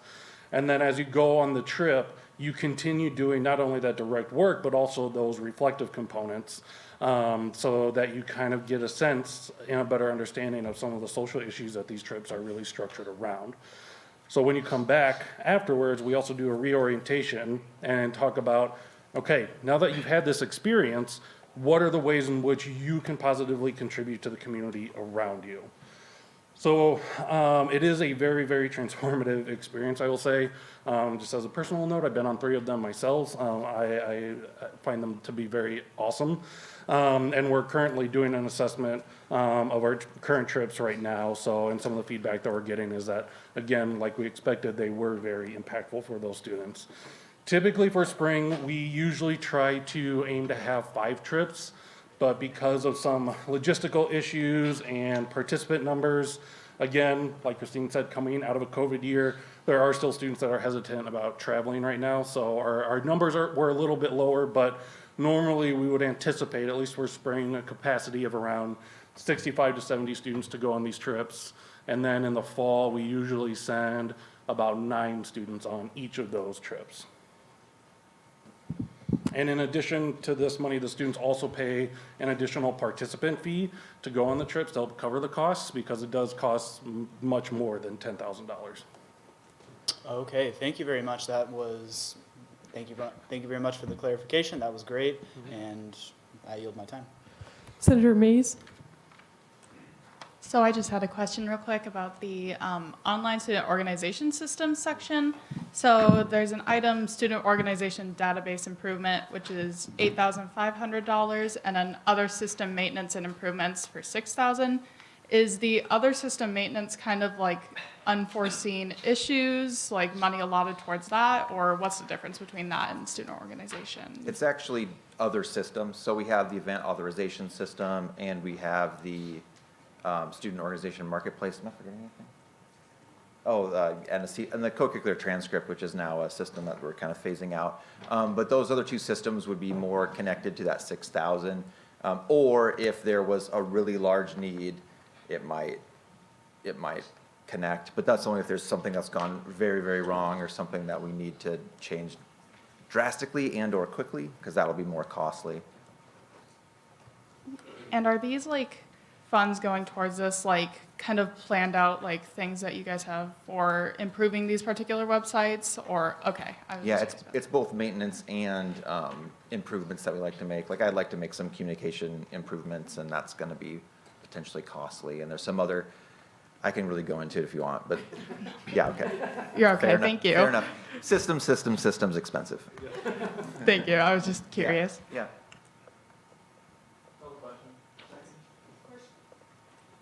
Question has been called for and seconded. Is there any objection to voting now?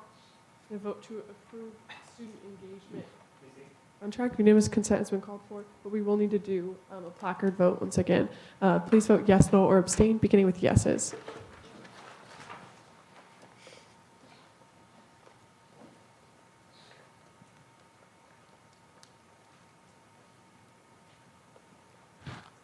Noes? Any abstentions? Vote of 26 to 0 to 0, the bill passes.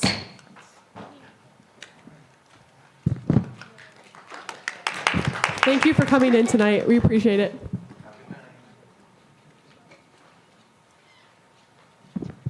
Now we move on to the full annual allocations bill with all the other contracts.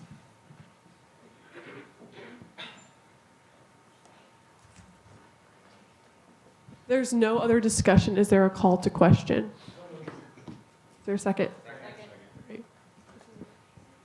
We're going to go ahead and do a roll call vote since this is a finance bill. This requires 2/3 of seated senators, which would be 23 yes votes. Go through roll call. Advate. Yes. Atagarla. Ulrich. Yes. Brett. Yes. Pruitt. Yes. Claiborne. Yes. DeVore. Yes. Philippi. Yes. Finaldi. Yes. Goff. Yes. Haas. Yes. Puler. Yes. Lent. Yes. Mahoney. Yes. Mascar. Yes. Mays. Yes. McCready. Yes. Ruley. Yes. Seth. Yes. Sayaway. Yes. Skaggs. Yes. Slade. Yes. Strickland. Yes. Morton. Yes. Wigmeister. Yes.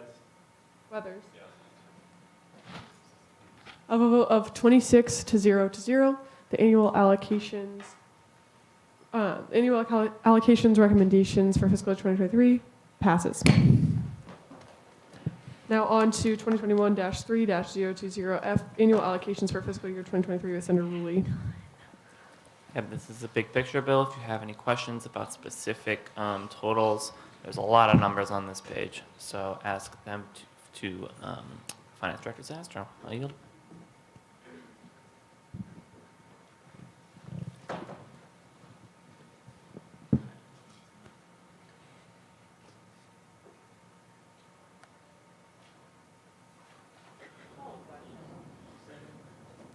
Question has been called for and seconded. Is there any objection to voting now? Are there any closing comments, Senator Ruley? All right. With that, we'll go into a roll call vote. Please again vote yes, no, or abstain, beginning with Advait. Yes. Atagarla. Yes. Allrich. Yes. Brecht. Yes. Bruick. Yes. Claiborne. Yes. DeVore. Yes. Filippi. Yes. Finaldi. Yes. Goff. Yes. Haas. Euler. Yes. Lent. Yes. Mahoney. Yes. Moscar. Yes. Mays. Yes. McCready. Yes. Patel. Excuse me. Ruley. Yes. Seth. Yes. Sayaway. Staggs. Yes. Slade. Yes. Strickland. Yes. Thornton. Yes. Wigmeister. Yes. Weathers. Yes. Vote of 26 to 0, the bill passes. Let's go. Thanks for all your hard work, Finance Committee and Mason on that. Let's do another round of applause for that. Thank you, everyone. Thank you. All right. Moving on to Internal Matters Special Orders 2021-3-040 SG, confirming an at-large to Student Initiatives Committee with Senator Seth. Howdy. So would the nominee, Nate, approach the podium? Give you a second.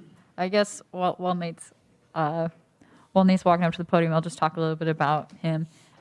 Nate's been coming to SI committee meetings for like 2 or 3 weeks now, I think, and just been sitting in, getting a feel for the committee, and he did not have to do that at all, but he wanted to see if he'd be a good fit for the committee. So I think that's very commendable. I interviewed him on Monday, and he seemed very excited to be part of the committee and seemed very qualified to be on the committee.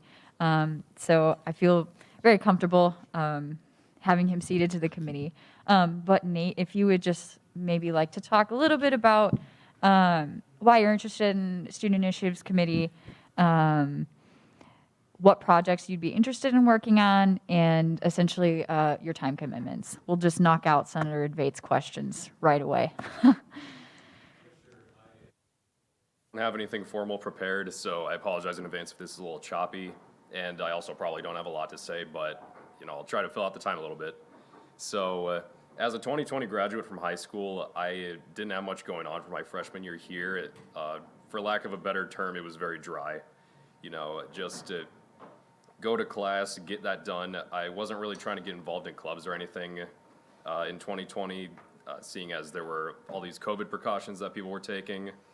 And, I felt that I should probably follow those precautions as well. So it wasn't until sophomore year that I started trying to get involved with more clubs. So I have been doing that, and I was referred to SI committee by Nathan Scott, bless him.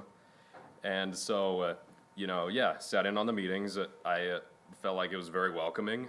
And seeing how boring my freshman year was, I wanted to try to organize some fun events to just lighten up the atmosphere of campus a little bit. But I could also lend a helping hand to other projects within the committee, seeing as I've got all this free time, since I haven't taken up many clubs. So I would appreciate a chance to work with these people, and that's going to be it from me.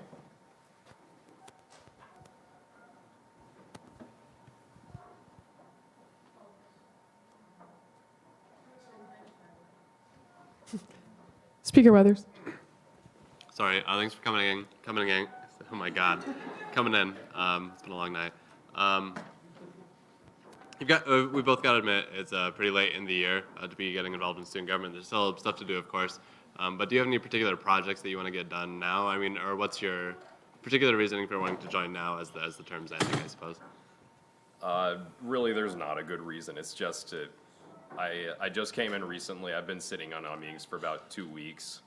I wanted to get involved with Whoops and Wellness, but I don't really have anything that I'm bringing to the table right now in terms of new projects, so. Sure. Are you interested in being involved next year, I assume? Yes. Okay. All right. Call the question. Question has been called for and seconded. Is there any objection to voting now? All right, seeing no objections, we'll go into closing comments. Is there any closing comments from Senator Seth? No closing comments. We'll go into a voting period. Unanimous consent has been called for. Is there any objection to confirming the nominee to Student Initiatives Committee unanimously? All right, seeing no objections, you've been confirmed. Congratulations. Thank you. All right, General Orders 2021-3-018Y, establishing the Local Affairs Committee with Speaker Weathers. All right, this is the bill we've been working on for a while, the creation of a new committee. I apologize, I'm losing my voice a little bit. But I've been working with ex officio Trevor Poundstone, sitting right there, and Civic Engagement Chair Sonia Paulson, although she's not here. She's a co-sponsor on there. And every co-sponsor on there, I've gotten some advice from on this bill. I've been talking about it for a long time. I don't think anyone here doubts the benefits that we'd get by increasing and bolstering our relationship with the city in the form of a committee like this. And I think everybody also agrees that Civic Engagement Committee finds itself with a lot of downtime. So I guess I can spend some time talking about the specifics. It looks like your standard run-of-the-mill Senate committee, except it's chaired by the ex officio. Members are required to seek out positions on city committees and commissions and boards. They're meant to inform students about local initiatives and things going on within the city of Ames and the Story County area. They're meant to lobby the local governments like the city council and the Story County government, which is something that legislative ambassadors does not do. They're at the state level and higher. So I think this is a sort of vacuum that would be good to get filled. 5 senators, 5 at-larges. Yeah, members are required to seek and hold positions, and if they don't do that, they should be removed from the committee. So that's specified there in the rules. 1 member must be a member of the UROC Constituency Council. There's a lot of overlap between those 2 bodies, so we thought it made sense to have some sort of informal liaison who knows what's going on between both bodies, so that they're not running past each other or into each other. The vice chair of the committee is specifically a civic engagement vice chair, so they have all the normal duties of a regular vice chair, except they have also adopted all of the duties of civic engagement committee. And if the committee looks to in the future wants to have a subcommittee that is ran by the vice chair, the civic engagement vice chair, that's a great idea. But you can see that at the bottom of the first enacted clause there. And additionally, it has a DEI vice chair, similarly to sustainability committee. The language is more or less a carbon copy from the sustainability section, sustainability committee section, excuse me.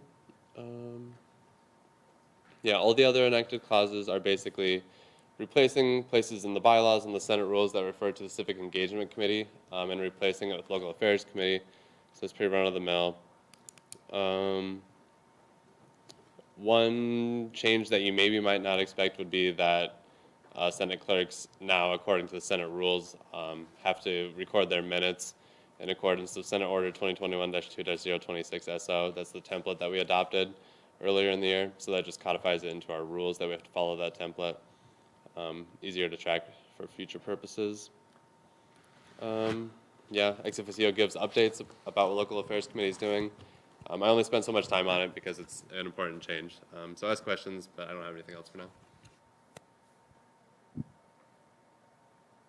Senator Seth.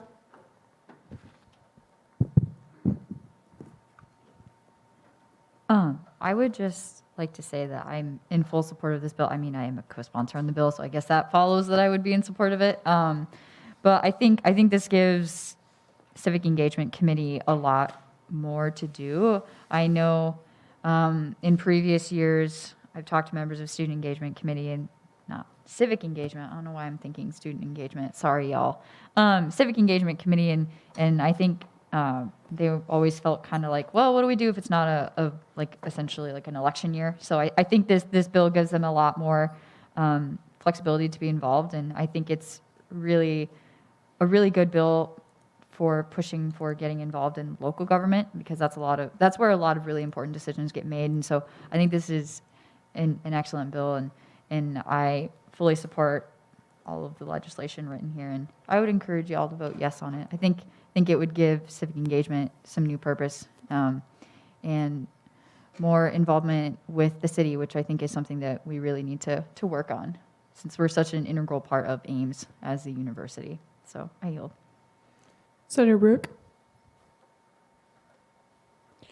Yeah, I had a question for you, Speaker Weathers, concerning the requirement to seek and hold positions within city governmental bodies. I guess my question's kind of answered by the second part of that clause with the they shall instead regularly attend meetings of such bodies. But do you foresee there being an issue with all the members of the committee getting actual positions on these bodies? And do you foresee that second part of that clause being like, is that kind of like the fallback if they can't? And I guess how do you see that problem, and how do you see that impacting the committee? Yeah, the second part of that is the fallback. Our relationship with the city is pretty strong, and we do get a lot of appointments to city commissions and boards and things like that. But ultimately, it is up to the city, so we can't exactly require entirely that they hold a position, because if the city doesn't want someone on a particular board, well, we can't make that happen in our bylaws. So they are required to either hold those positions. I believe it says seek out and hold, or if they can't do that, they should at least be regularly attending meetings so that they can still be a fully informed, functioning member of the committee. That answers my question well, and then I guess my other question, kind of piggybacking off of that, is have you talked to the city about this at all, this change? Because we're now going to be having more members of student government seeking membership on committees, I'd assume. So I guess if that's for ex officio Poundstone. I have mentioned it. I talked to the mayor about it briefly, kind of informally as well. But I sent them a bunch of emails, and there's been no concerns or anything. So support as far as I can tell. All right, this all sounds good. I think it's a pretty reasonable and good bill and a good committee to create. I yield. Senator Wagmeister. Yeah, for Speaker Weathers, that line that we were just talking about for required to seek and hold positions or regularly attend meetings of such bodies, given the recent conversations with like outreach credits and yada, yada, yada, do you think that regularly attend meetings is maybe too vague as far as like coming to terminate someone's role on the committee due to their lack of attendance? Had you had conversations on that? And I just wanted to know where you're at with using the word regularly. Yeah, that was intentionally vague. To be honest, I don't know how you would regulate it more strictly, just because any particular city commission or board meets on a different basis. So I couldn't say something like attend every other, or attend once a month, or attend bi-weekly, because those boards just meet kind of sporadically all over the place. There's just no way to coordinate that with one particular line. I guess I thought regularly attend meetings and then have it be kind of up to the discretion of the chair of the committee, which is what we typically do for committees anyway, would be sufficient. If you could develop any better language, I would obviously be amenable to that. I think that's a good idea. But I just don't know how you make it any more strict or stringent other than just leaving it up to the chair and just saying they have to regularly attend. And if in the chair's opinion they're not regularly attending, well then they're gone. Yeah, I don't feel particularly strong one way or the other. I just was curious if you'd had conversations regarding that. I yield. Senator Thornton. I yield time to EC Treasurer Krug. Civic Engagement is required to work with the Election Commission in promoting our elections. Is that role still in this and just moving to the vice chair?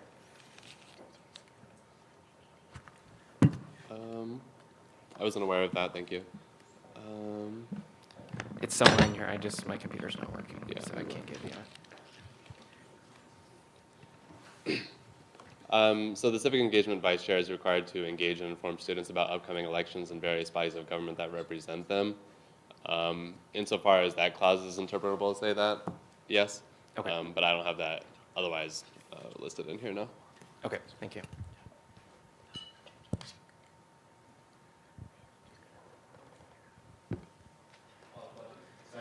Question has been called for and seconded. Is there any objection to voting now? Go into closing comments of Speaker Weathers. No closing comments. Go into a voting period. We'll do a roll call vote for this one. Please vote yes, no, or abstain. Advait. Yes. Adegarla. Allridge. Yes. Recht. Yes. Ruick. Yes. Claiborne. Yes. Tabor. Yes. Filippi. Yes. Finaldi. Goff. Yes. Haas. Euler. Yes. Lent. Yes. Mahoney. Yes. Moskar, excuse me. Mays. Yes. McCready. Yes. Patel. Just kidding. Rulli. Yes. Seth. Yes. Sayway. Skaggs. Yes. Slade. Yes. Strickland. Yes. Thornton. Yes. Wigmeister. Yes. Weathers. Yes. Vote of 26 to 0 to 0, the bill passes. Moving on to 2021-3-023Y, Section 1 of the Rules Revision with Senator Allridge. Yes, hello. So this is the first of several bills that Rules Committee will be putting forth, just reviewing the bylaws and the Senate Rules of Order. This one is for Section 1, which is just the Senate operating, like the chapter specifically for everything, or the section. Most of this bill is just kind of clarifying some things, adding a few more words to clarify things, as well as adding things into the Senate Rules of Order that we currently do. If there's any questions, feel free to ask myself or Speaker Weathers.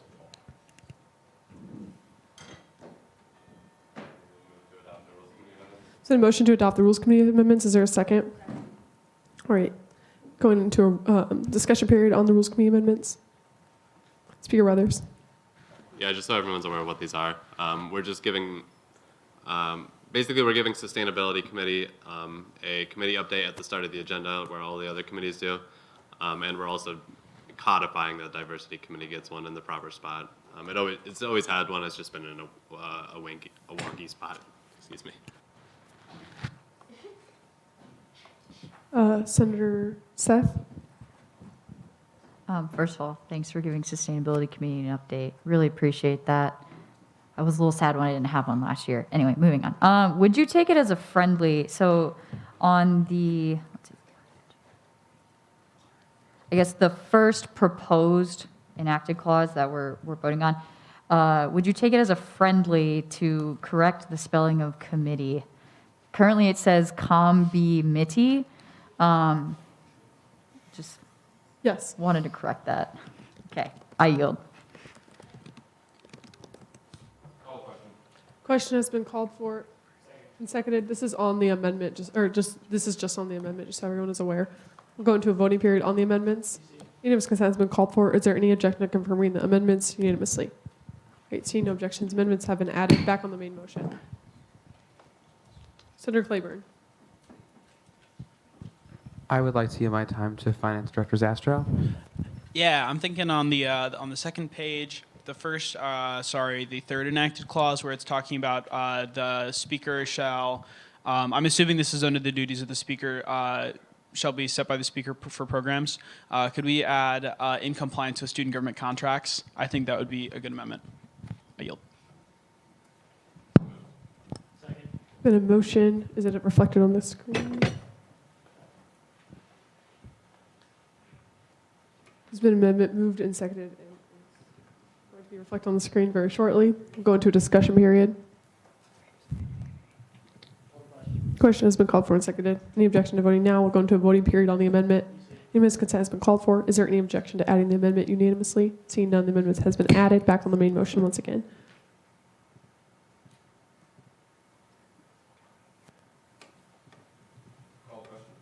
Question has been called for and seconded on the bill as a whole. Is there any objection to voting now?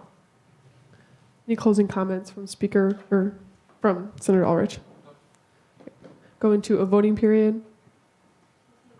Unanimous consent has been called for. Is there any objection to passing the bill unanimously? All right, seeing no objection, bill is passed.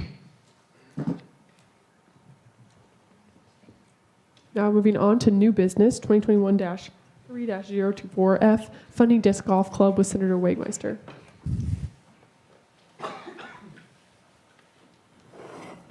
Yeah, as happens sometimes with clubs, they qualify for nationals and they need extra funding.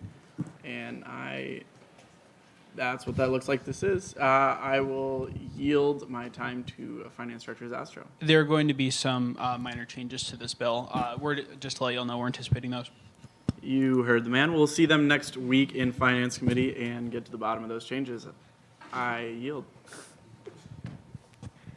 2021 any questions of intent for Senator Wagmeister? All right, seeing none, we'll move on to 2021-3-025F, funding tennis club with Senator Claiborne. Yep, the same thing as Senator Wagmeister before, but instead of disc golf, this is tennis club, and I will also yield my time to Finance Director Zastro. Senator Claiborne, I'm sorry I did not communicate this to you. We can table this bill indefinitely. Well, okay, I move to table this bill indefinitely. Right, there's been a... We can't do that because since it's not a main motion, so when we have to move it out of new business first.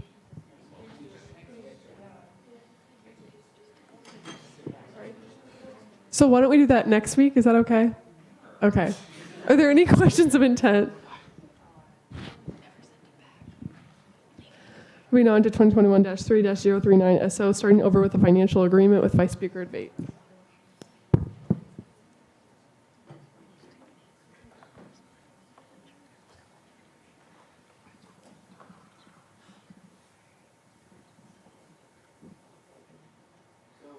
This is the bill that I alluded to at our last meeting. This is the bill that we've unfortunately had to hold back for multiple weeks.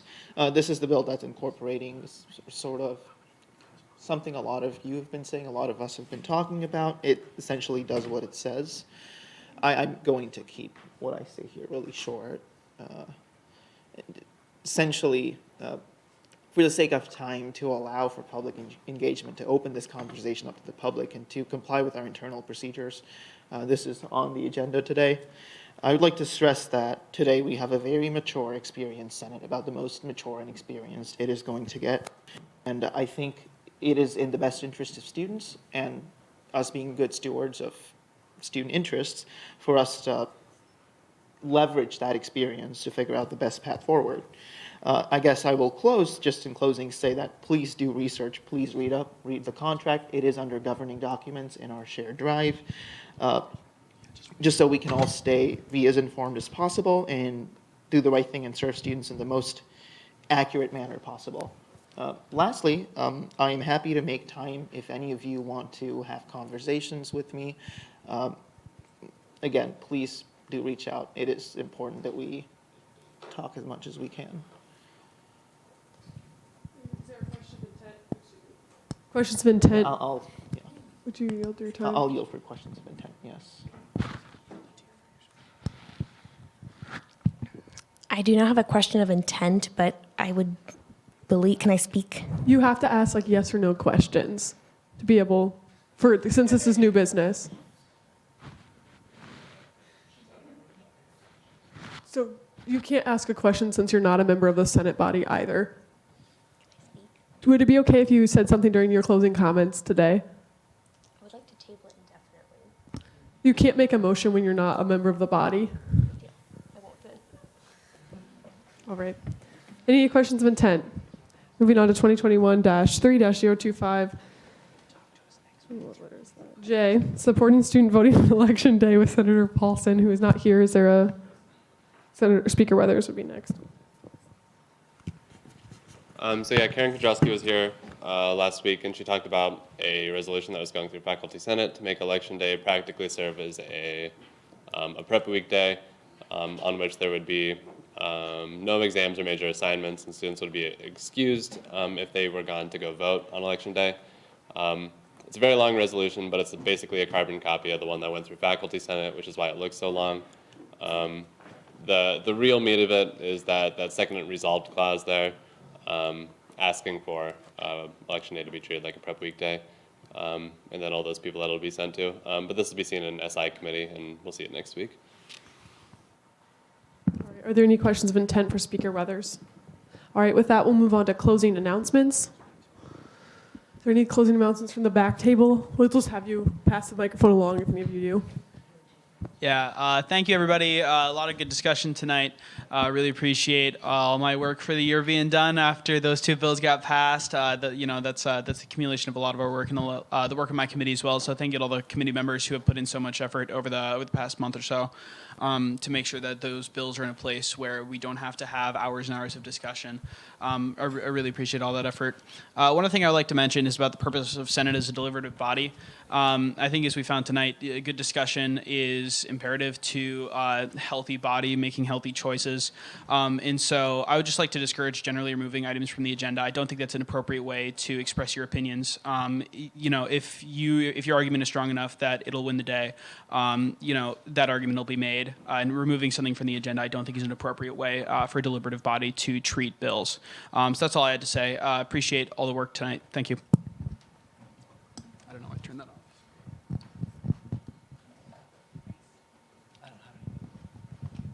Sophia, do you have an announcement? No. All right, anyone else in the body? Senator Seth? Howdy, folks. I'll keep this brief because I know we all want to go home. I was just going to say for senators in this room or anybody, I guess, who's watching who attended the mental health first aid training last month, just a reminder that part 2 is coming up on Sunday. It'll be from 1 to 5. Once again, it's in this room again, isn't it, Eddie? Yeah, so if you were at part 1 of the mental health first aid training, make sure you come back for part 2. Because if you come back for part 2, you can get the certification. So make sure you show up for that if you were there for part 1. And there will be dogs. So come pet some dogs. I yield. That's it. Move on to Senator Lent. Please, please, please, please, please, please, please get your t-shirts from Sophie because I dumped them on her. Literally, I sent you guys to go get the box and then dumped it in her office. And then I called her and told her why a box of t-shirts was showing up in her office. So please make my actions better by getting your t-shirt.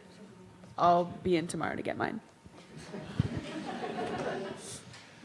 All right, Senator Philippi. So for the information of the body, I have some updates since our passing of 2021-03-021F. I received an email from Iowa State University, Young Americans for Freedom, shortly after the vote of the bill. The email states, "Hello, Victoria. This is Jacob Freer, sorry if I pronounced that last name wrong, treasurer of Young Americans for Freedom at Iowa State University. And I need to inform you that your conduct and tone directed towards multiple members of the YAF Club has driven us to bar you from all YAF and ISU meetings and YAF at ISU-sponsored events. It is with a heavy heart that we must do this, but it is the best course of action to keep our members from further harassment by you." There are multiple senators who spoke against this bill, but I was the only one who received this email. My student dollars are now going to an organization that I am banned from. And for additional context, I've never even been to a YAF meeting or any organization similar at Iowa State University. I have been canceled for stating my opinion and for using my First Amendment rights, which is pretty ironic that the cancellation is coming from an organization that we protected on the basis of First Amendment rights. For all of you that voted yes, for all of you that wanted to vote no, but were pushed into voting yes, this is what type of organization you voted to additionally fund. I've said this way too many times this year. Please do better. Senator DeVore. Thank you, Madam President. May I make a brief point as well? Colleagues of the Senate, I know we've been here for a while tonight, so I don't want to keep you any longer, but I think the point that I would like to make is pertinent to the conversation that we had tonight and should be addressed before we end the session here in a couple of weeks. The point that I would like to make tonight is that what we did tonight as a body, as we have now seen, I believe was a grave mistake. I really do appreciate the great discussion that was had, but what happened tonight was a close vote on a very important bill, and I would like to think that this was only a close vote because of a greater issue, and that is what I would like to make my point about. If this body has now decided that we will only consider P&C in finance bills and nothing else, such as the merits of the organization, the use of the funds, and the inclusion, or maybe lack of inclusion, of students within the organization, if this body has decided not to scrutinize finance bills, then why send them to Senate? Leave the decision up to a finance committee. It would save us all quite a bit of time. If members of this body want to rubber stamp finance bills, then I would suggest writing a bill to restructure our allocations process. When this body twists and turns its decorum on matters in internal operations and only abides by our due process when it benefits your own opinions, that's a problem. And maybe this problem is the reason why this body sees so much turnover and cannot fill our seats. If you want to politicize this organization and practice playing politics for a future career, then maybe you're the reason why this organization gets bad media from the Iowa State Daily. And then when leadership of our organization sits in the room and tells us as senators what we can and cannot do, such as how you vote, then maybe you're the reason this body sees so much turnover as well. You preach, we all preach, representing our constituents and representing minorities. But then you vote to fiscally support a club that is directly discriminatory to your constituents. So I challenge you all. I have a challenge for you. I challenge you to go explain to your constituents, go to your constituency councils, and explain to them how you voted to fund a club that is proved to be directly discriminatory towards women, minority groups, the LGBTQ+ community, political parties, and so many others. Explain to your constituents how you're willing to bend and not abide by your own rules in certain circumstances, but not under the certain circumstances that don't align with your opinions. And you want to talk about opinions and the First Amendment, then I don't understand how our opinions on matters as elected senators can violate the First Amendment. Please explain to me. Explain to me, Vice Speaker Advait, Finance Director Zastro, Chief of Staff, and President-elect Ludwig, how my opinions on a matter is a violation of the First Amendment. If I may, point. Yeah. would you like me to respond to that? Not right now, please. I'm in the middle of a point. Seems ironic, if you ask me, Madam President. So as we move forward with this session, for those of you that are returning, those of you that are graduating as well, and for those of you or those of us that are choosing not to return, it's time to do better, folks. We only have a few meetings left, but for those of you that are returning, I hope you set a better precedent for the next session than what some of you have left off this session. But going forward, please do better.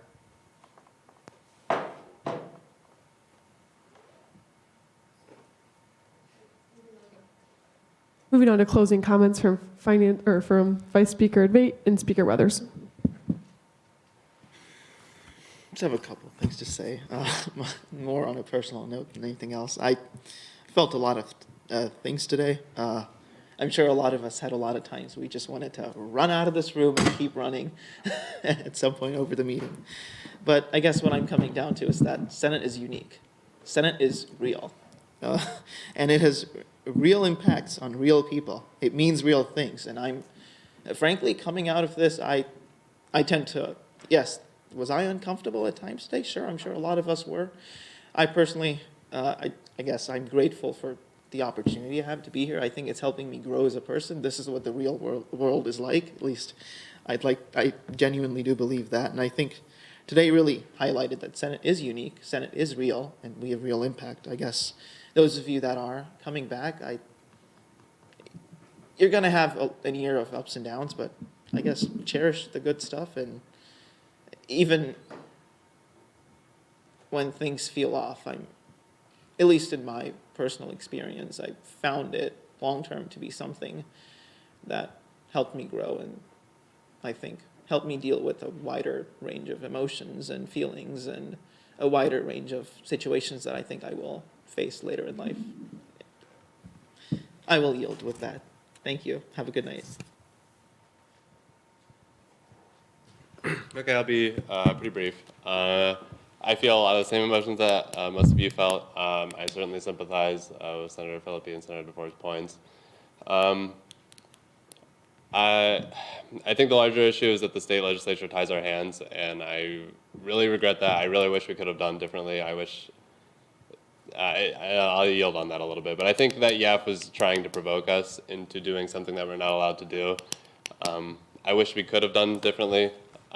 It's unfortunate. It's an unfortunate circumstance. But I appreciate the debate, and I appreciate everyone's passion and their civility during the entirety of the debate. And we can always have those conversations going forward. I think it was brought up multiple times during the debate that there's plenty of room for future change. I know that's unsatisfying because it's not immediate. I'd like to see immediate change be made, but I think we'll just kind of have to sit tight for a little bit and set ourselves up for success in the future. Thank you for everyone for working with me on the local affairs bill. I think that'll be a really positive, tangible change that we'll leave behind. I think our relationship with the city is something that the student government can do that is really important and that makes this organization meaningful. Because we can affect real change on the city governmental level. So I think that's a good way to be involved. If you do feel like this organization kind of runs around with a chicken, like a chicken with its head cut off, or we're not really affecting any real change, find ways to make that happen. I know we're coming to an end here, but if you are coming back, make this organization meaningful. If it's not meaningful, find ways to make it meaningful. All of you who are leaving and aren't going to be around here anymore, thank you for your contribution. If not anybody else, I certainly appreciate it. I think student government is a really noble organization, even if a lot of people don't think it is. So thank you. I don't have much else. Sorry for the long meeting and sorry for the long rant there. But I move to adjourn. Go Cyclones. Seeing no objections, this meeting is adjourned.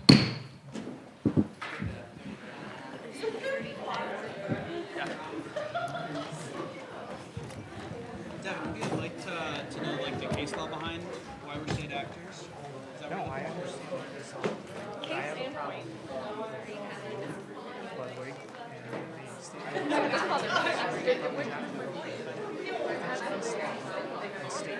State law ties our hands by voting on bills. Then why do we vote? Why do we vote on any of it? And then took it upon themselves to